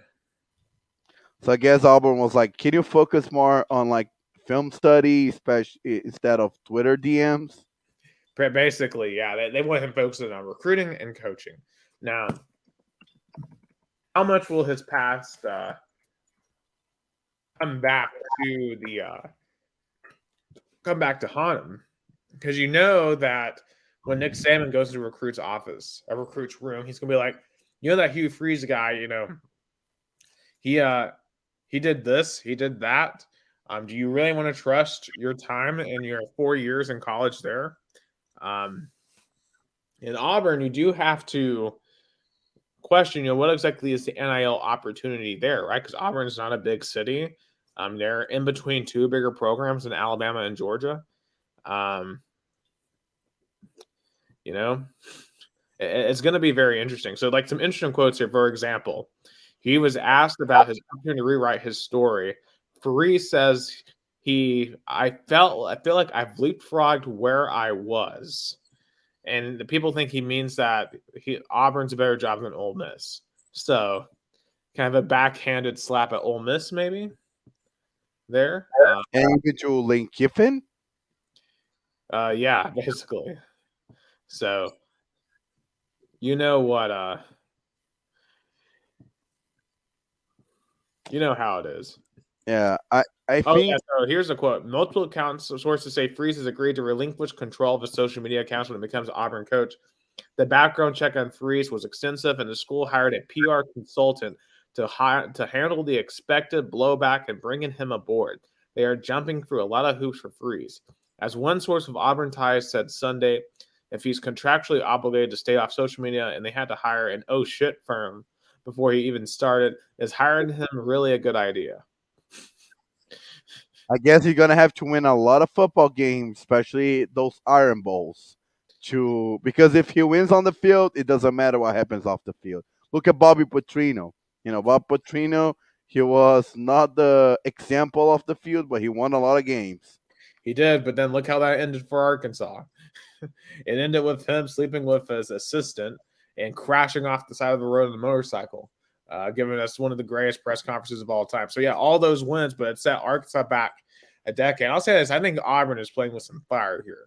Because, yes, you could win some games potentially, but, man, you better hope this guy can keep himself together, because if he falls apart, I think it could be a disaster for Auburn, and I think they could find themselves in a position where Tennessee was. Auburn is dangerously close to becoming what Tennessee was. Dangerously close. They better hope this works, because, and here's the thing too, you are going to have to work over your fan base here. There's a lot of your fans that wanted to keep Cadillac Williams, and I've seen some people say they're not going to root for Auburn with this guy because of his past. They think this dude, it's not just the escort thing, right? There's some stuff that happened at Liberty where he was covering up for potentially sexual assaulters, and he was, and some weird DMs that he was sending to college students. There's some weird stuff. I mean, there's the story of where when he was a football coach at a high school in Memphis. There's a story I read where this girl claims that he forced her to change out of an inappropriate shirt right in front of her. Whoa. Yeah, so that's, I mean, it's just, there's a lot of really suspicious stuff with this guy. I wouldn't want him leading my program. But Auburn, that's just kind of, they have made their bed here, and now they got to lie in it. At least they did keep. I was gonna say that they did keep him on as associate head coach and running backs coach, but that's gonna be a very decisive hire. Yeah, the coach there was the interim head coach. Oh yeah, Cadillac. Yeah, and used to be a superstar running back for them in the early 2000s. So Yeah, I don't know. It'll be interesting. It's either going to work out brilliantly and they're going to win a lot of games, or it's going to absolutely backfire and you're going to lose part of your fan base and you're going to be in the dumps. So yeah, it was a all-in. Was definitely an all-in hire. But I think they needed this all-in hire because of all the disappointment and stagnation that Auburn, is doing. I guess since 2017, what was the last shot they have of being a title contender when they lost the SEC championship to Georgia. They never come back to that. Yeah, I'll say this too. If this doesn't work out, then some people down at Auburn need to get rid of those boosters because this is a booster-driven decision. Because remember, those boosters, they were instantly regretted hiring Harsin. And by the end of the first year, they were spreading around false rumors about him sleeping with his assistant to get rid of him. So, I don't know. The boosters down there, they are a huge problem for Auburn moving forward. Kind of like how Tennessee used to be, it feels like. Now, it feels like with Danny White, there's a lot more synergy within the program. Auburn feels like it's just they're at each other's throats constantly. So, anyway, so we'll see how Auburn works out. I think we brought up Matt Rule the other day, actually, to Nebraska. Oh yeah, but he was, I think, was at a press. He was formally introduced. He was formally introduced, so he is officially the coach of Nebraska. I think it's a great hire for them. Like Matt Rule, I think, is a much better college coach than he is pro coach, and he's a program builder. He built up Temple, he built up Baylor, and I think he can build back Nebraska. But the key is when USC and UCLA come to the Big Ten, Nebraska needs to hit California hard. They have to get some talent from California. Oh yeah, that's the biggest task Matt Rule needs to is make Nebraska an interesting pitch for recruits that Nebraska gonna have to battle out west. Absolutely, and in that same division too. How about the Wisconsin Badgers landing Luke Fickell from Cincinnati? Just took the Bearcats to the playoffs a year ago, and now the Badgers have got their guy. This is one heck of a hire for Wisconsin. I mean, this is a home run for Wisconsin. Oh yeah, definitely. A program that, is down, but it was really close to getting to the college football playoff not a long time ago. Oh, absolutely. They absolutely can. I mean, they should be the best program in the Big Ten West every single year. And with Luke Fickell, I think that's absolutely going to be the case. Now, the question is, can Fickell get them to Michigan and Ohio State level? That's going to be difficult. But he's proven that he can take the Cincinnati team to the playoff and even become more competitive at Bama. Like, remember, they didn't just get ran out of the stadium by Alabama. They played a decent game against them. And especially on defense, they held Bryce Young under 200 yards passing. That is impressive. I think, if I'm a Wisconsin fan, I'm ecstatic with this move. I'll be curious to see what Cincinnati does because Cincinnati, I think, is trying to move to a place where they're no longer a stepping stone program. They're going to the Big 12. Rumor is they might be targeting Tennessee's offensive coordinator, Alex Golesh. So that could be potentially a loss for the Vols. But, here's the thing. When you're good, you're going to lose coordinators. And that's kind of like going to be one of the tests, I think, for Heupel.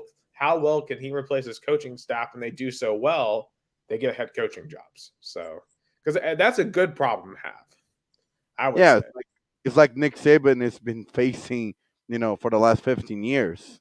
Yeah, it doesn't scare me to lose Alex Golesh because he's earned that opportunity, and I'm not going to begrudge him for taking it. Like he should. That's an opportunity to become a head coach at a major program. So, what's funny? I never thought I would see this day coming. A Tennessee offensive coordinator has a big shot of landing head coaching job than the Alabama offensive coordinator because I think nobody wants to hire Bill O'Brien. No one. Yeah, you'd be crazy. I mean, maybe a smaller team would, but yeah, maybe Houston Cougars because of what he done to Texans, but maybe I don't know. And they might be firing they might be firing Dana Holgorsen by the end of next year if they don't play better, because they were disappointing this year, one of the most disappointing teams in the entire country. But anyway, I'm trying to think of any other big hires. I know Georgia Tech, they promoted their interim coach Brent Key. So interesting decision there. That feels like an absolute punt hire to me. Because people are rumoring that Deion Sanders would want to go to Georgia Tech. But I knew that was ridiculous. There's no way Deion Sanders would leave Jackson State to go to Georgia Tech. Georgia Tech, to me, feels like a dead program. I legitimately don't see how they're ever going to be truly top-tier competitive again. They're in the shadow of Georgia. They have high academic standards. They're basically just Vanderbilt. And really, honestly, they should have never left the triple option. because triple option at least gave them something unique that every now and then they could have a 10-11 win season because they're never going to have the talent to win a national title. Yeah. So now, A a little bit couple. about basketball, real fast. Okay. Shout out to Vols basketball though, like beating Kansas in the battle for Atlantis. You remember they had a really bad loss a few weeks ago to Colorado, but 3 straight nights to beat Butler. They beat USC in overtime, and because I know we mentioned those first two games last week, but then they come out and lead Kansas wire to wire. Like this game was really never in doubt. They were up by double digits most of the second half. I'm really the star of this show was the defense. Their defense absolutely smothered Kansas. And actually, if you look at the advanced stats on KenPom, right now Tennessee has the best rated defense ever in the history of KenPom's advanced rankings. Just think about that. And we didn't have Josiah Jordan James last week. Because here's the thing: if and we'll still do NFL real fast, just really fast. Okay, go ahead. Yeah, I'll wrap this up very fast. If Tennessee can get a consistent offense, this is I think a deep March run. This may be the team Rick Barnes has finally needed to make a deep run in March. I really hope this is the time because I want Rick Barnes to make a deep run so bad. I do because he's been so great for Tennessee, and I really want him to shred that label of being a choker in March. So I hope this is the team, and I think it can be. Yeah, I hope that too. I hope this win can resuscitate a season that looked a little bit lost after the Colorado game. But again, I think he can make him the team good in December, January, and February. The problem is when March come. Absolutely. They got some big games coming up next Sunday. They play at Maryland. The week after, they go to number 4 Arizona. So some huge games coming up. Some more opportunities to become good. All right. Let's quickly get into some NFL picks. How did we do last week? I'm trying to find the picks. I think I lost the file. That's the problem. I know I'm my bad. I'm trying to find it. Well, while we do that, I guess let's just go ahead and start picking some of these games. Let's see. Because we're at week 13. We only have 6 more weeks to go. Yeah, time flies. Yeah, we're turning into the playoff races. So let's start with the Thursday night football game. Thursday night football. I'm trying to find the Bills and Patriots. Buffalo Bills of New England Patriots. I mean, Buffalo. yeah, I'm gonna go with the Buffalo. I think it's gonna be like the same scenario that happened in the wild card last year. The Bills are gonna ran the Patriots out of the building. Yeah, I think the Patriots had a really good game last week, but I see the Bills being a lot better. All right, what is up next? The Sunday afternoon games in Atlanta. The 5-7 Falcons face the 4-7 Steelers. I'm going to go Steelers here. I was actually really impressed with the Steelers last night against the Colts. I think that was a good road one for them, and I think they could go get another one. I think Kenny Pickett's playing a lot better. I got the Falcons. I think they can. They still have a shot. Somehow in this division, and they need to win this game really bad. So I picked the Falcons. All right, what's the next? Is it Packers at Bears? Well, yeah. Oh my God! And I think the Bears is a legit shot to finally beat the Packers. I don't think they're going to. I think this feels like the end of the road for Aaron Rodgers in Green Bay, and nothing. It would be nothing. It would make so much sense if the Bears finally knock him out. If this feels like a chance to deliver a knockout blow. I think it should have been the end of the Rodgers era, but do you really think they can just cut him, or they're gonna find someone to take his contract? No. Yeah, that is very true. Like no way. They Like should they sit for the rest of the year. They should absolutely sit him for the rest of the year. I oh feel yeah. But do you know why they won't? Because petty Aaron Rodgers does not want to give Jordan Love like time to be a starter. yeah, that would be, I think, really difficult for him to do.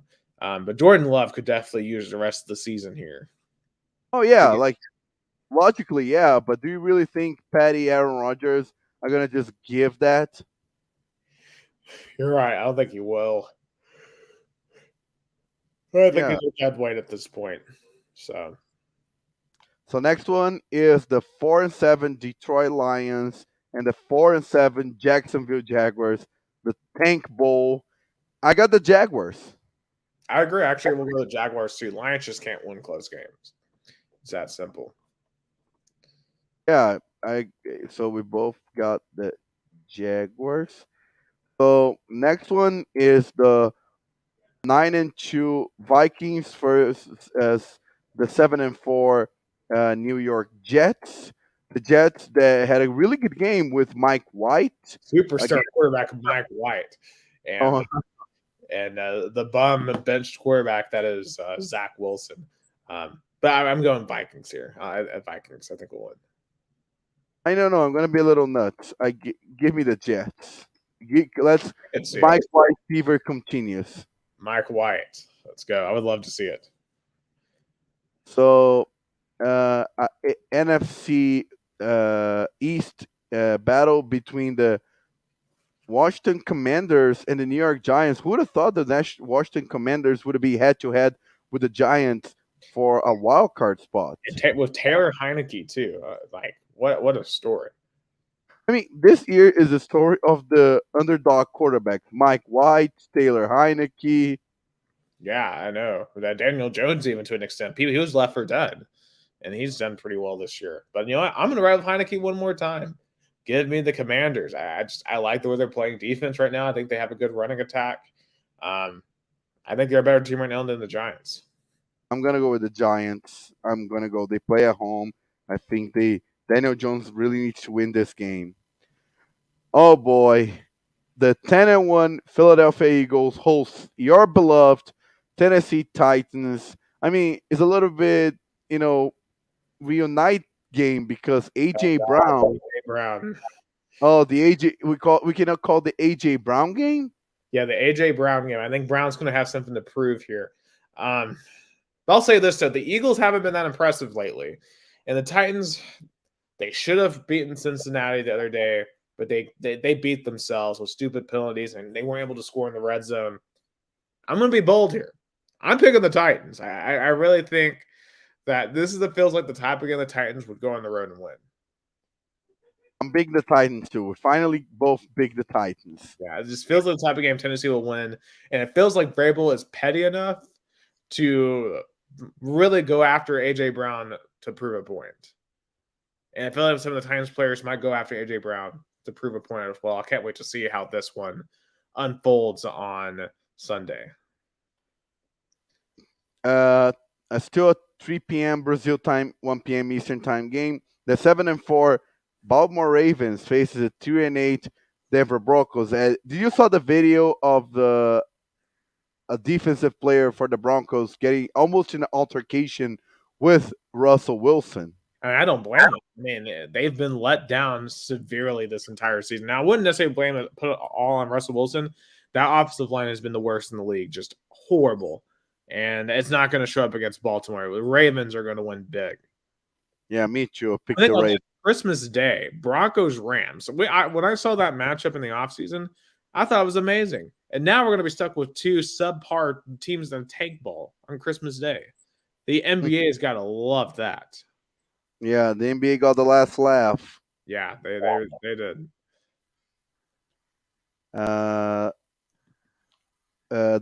In the last game of the 1 p.m. Eastern time. Yeah, this might be the most interesting game of the weekend. Even though the records does not show otherwise, then 1-9-1 Houston Texans host the 4-7 Cleveland Browns, and the big question in everybody's minds is Deshaun Watson going to play or not? I think he's going to because the Browns' offense sucks. I think they're going to try anything to get back to try to see if they can make a deep run. Because here's the thing: I remember when I did my preseason predictions, the Browns have a really soft in this year schedule here, and I remember I think I'm picking because of this is about the time that Watson comes back that they would go on a run late and maybe have a shot at a playoff spot. Here's the thing: the Texans have no offense. They might be the worst NFL team I've ever seen. So I think Cleveland's going to win, but man, that crowd is going to be very interesting. You see where like the lawyer is bringing some of his accusers to the game. So I can only imagine what that scene is going to look like inside of NRG Stadium or whatever it's called now. I think it's still NRG Stadium. Yeah, But, Energy Stadium. And I think, $27 for this game, I would definitely pay. oh yeah, if I were in Houston, I would 100% be at this game. Just if for anything else, then to replicate that Jacksonville Jaguars chant from the preseason. If you remember what they're, you sick, you know. Yeah, we don't want to. Yeah. The very explicit chant. So But in terms of winner, I pick the Texans. that would honestly low key. I don't ever really root for the Houston Texans, but I want to see them win here. I don't believe in their ability to field an offense, but that would be so funny if they won. It'd be so funny if they won. I'm rooting for the Texans, but I think the Browns will win. So you pick the Browns. Yeah, so I'll stick with the Browns and Watson Cosby. The 4 p.m. games Eastern time, 6 p.m. game Brazil time. The 3-8 Los Angeles Rams hosting the 6-5 Seattle Seahawks. I picked Seattle too. Like the Ram reason is dead. Yeah, I mean Aaron Donald's even hurt now. Like just, I mean you can't really blame this for Sean McVay. This whole thing was just it was doomed from the start. They got finally they're gonna have some draft picks again soon. They got to start the rebuilding process. You got your championship. Now it's time to rebuild. Yeah, and it's so funny. Even you mentioned about the Rams injuries. Even the coach itself. You saw that hit they got last game. Yeah, I mean, it's just they're all taking a beating. At least USC is good now, so everyone now in Los Angeles is watching college football because we got to remember LA sports fans biggest bandwagons on the planet. So now they're now they're college football fans. They weren't college football fans last year. Now they are. The another 4 p.m. game. The 7-4 San Francisco 49ers and the 8-3 Miami Dolphins. I know this game probably is not going to get much attention, but both teams are really doing good this year. Oh God, this is going to be a phenomenal game. I mean, actually, this 4 o'clock window is probably one of the best 4 o'clock windows in a while. I'm going to go Miami. There's something with the Niners, like they have the talent, they just don't feel like they're clicking. I mean, I think Jimmy Garoppolo does hold them back to an extent. I mean, their last performance against New Orleans just didn't leave a lot to be desired. And Miami, they're clicking. Man, if Tua can stay healthy, that offense is clicking. I love the Dolphins here. I picked the 49ers too. I think they're playing at home. I think fighting for a playoff spot. So next one, and this that doesn't make any sense. How can this game that was scheduled to be a Sunday Night Football was replaced? Because the 7-4 Cincinnati Bengals now face the 9-2 Kansas City Chiefs. Literally, this game is a title game rematch. Joe Burrow and Patrick Mahomes. Instead, we're gonna have to watch Matt Ryan on Sunday Night Football. Like, what are we doing? What is the NFL doing? Like, we have Saints Bucks on Monday night. Why? I guess NBC and I guess Fox and CBS want better games on their on their lineups on their regional games, and the scheduling has been horrible this year. I'm sorry, the scheduling has been terrible. Like all season, I feel like a lot of the best games this year have been regional games. They have not been the national games, and that's a problem. especially for Amazon and NBC, which ESPN that hold the contracts for Thursday night, Sunday night, and Monday night football. Because the primetime games, I don't remember a single one that was like, oh my God, there's a remarkable game or a very good game. They were all horrible games. The best game I think I've seen all year was Dolphins Ravens from like week 2, and that was on Red Zone. And that was a regular, and that was a 1 p.m. game. The primetime game. I mean, then again, Thanksgiving has some really good games though. Like Bills Lions was really good, but Yeah, but I guess this was prime time because of a holiday, not because of the traditional, Thursday, Sunday, Monday. right.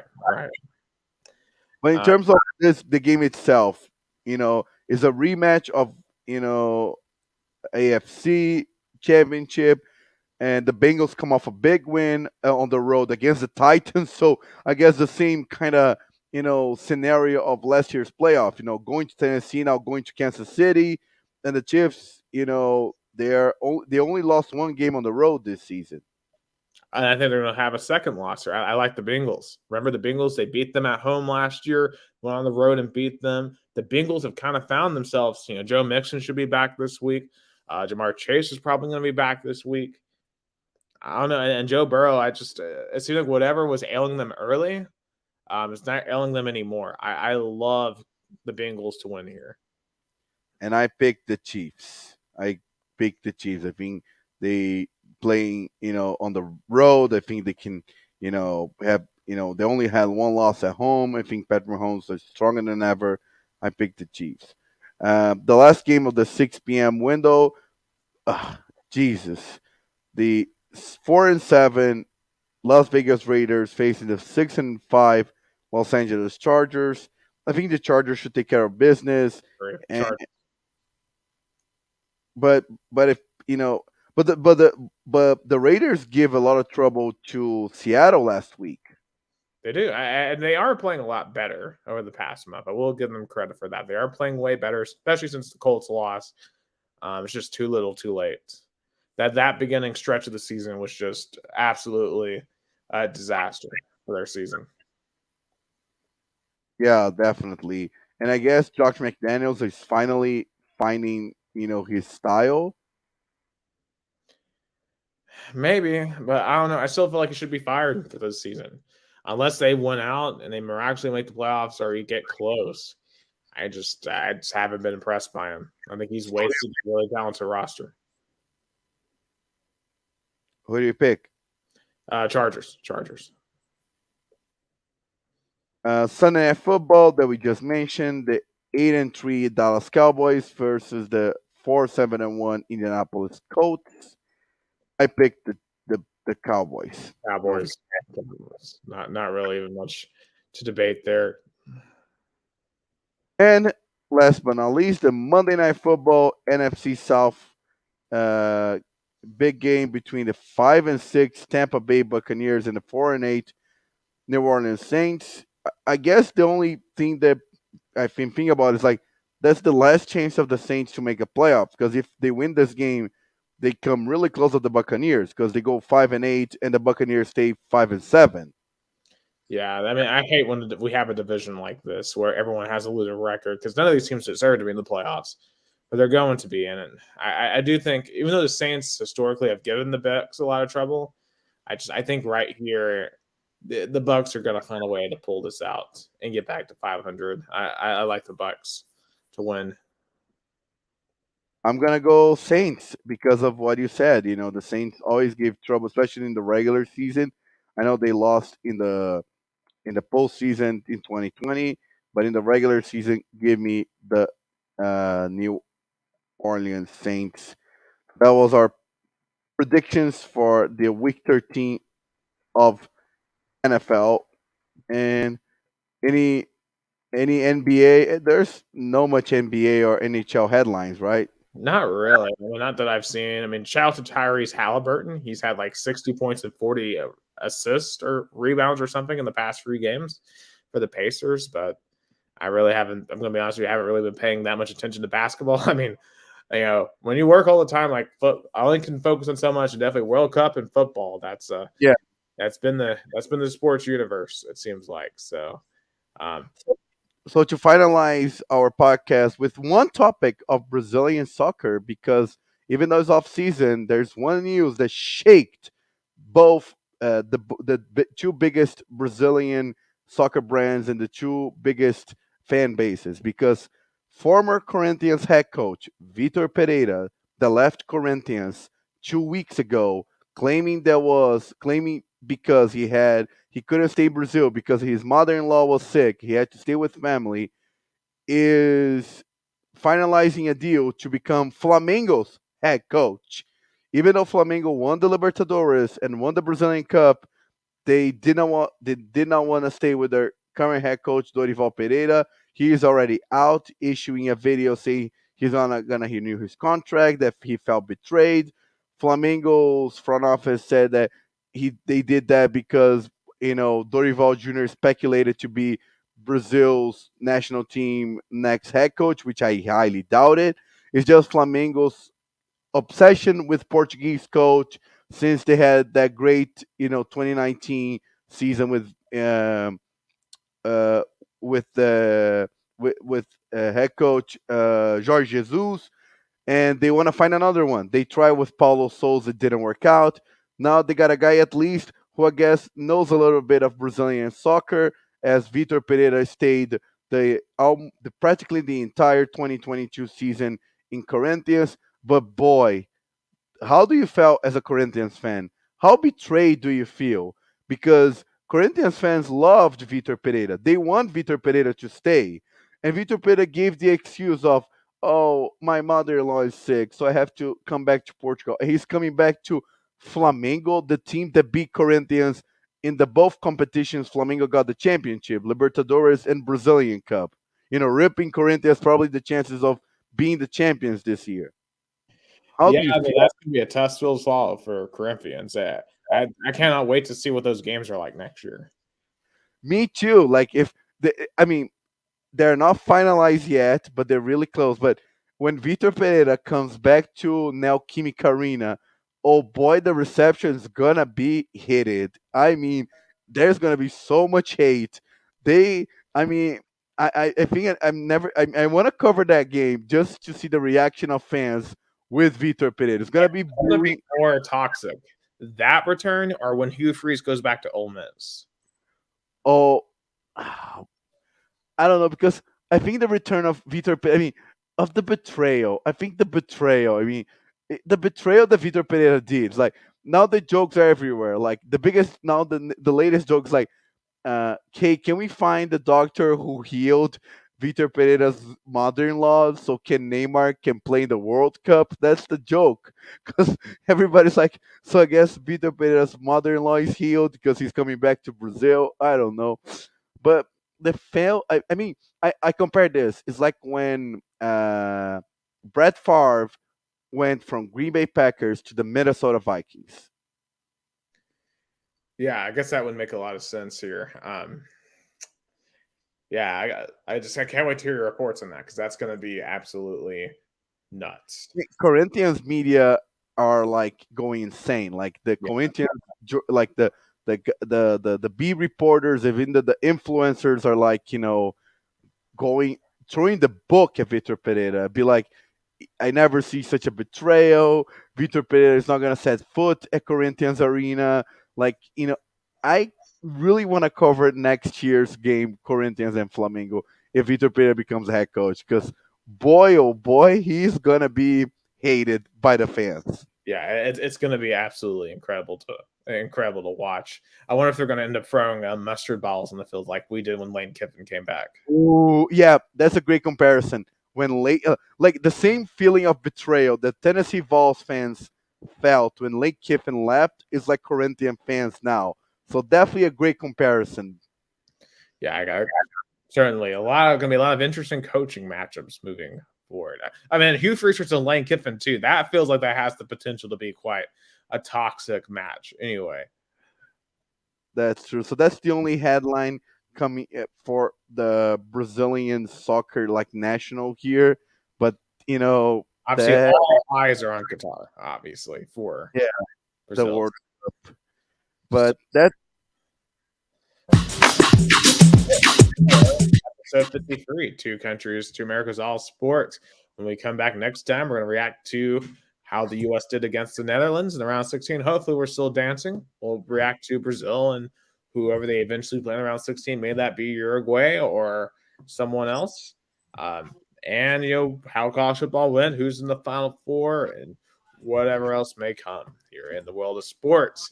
But for Gus Tomazeli down in Americana, Sao Paulo, Brazil, I'm Nicholas in Chattanooga, Tennessee, United States, and you have been listening to episode 53 of Two Countries, Two Americas, All Sports, recorded on November 29th, 2022. We're getting close to the end of the year. The only podcast that talks both American and Brazilian sports.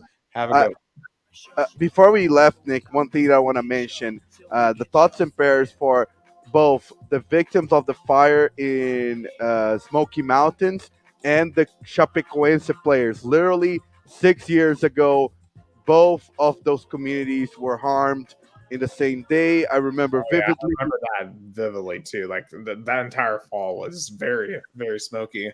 And then it ended like with a tornado outbreak around here. So it was quite a disastrous time for sure around Tennessee. And obviously Yeah, before the plane crash. yeah, in Brazil, like Chapecoense was the darling of Brazilian soccer, and that dream all ended on November 29, 2016, as like for a lot of families in the Smoky Mountains. So that was a day that two countries came together to face the troubles and all the suffering. But Right. thanks for listening to Two Countries, Two Americas, All Sports. See you next time. We'll see you next time.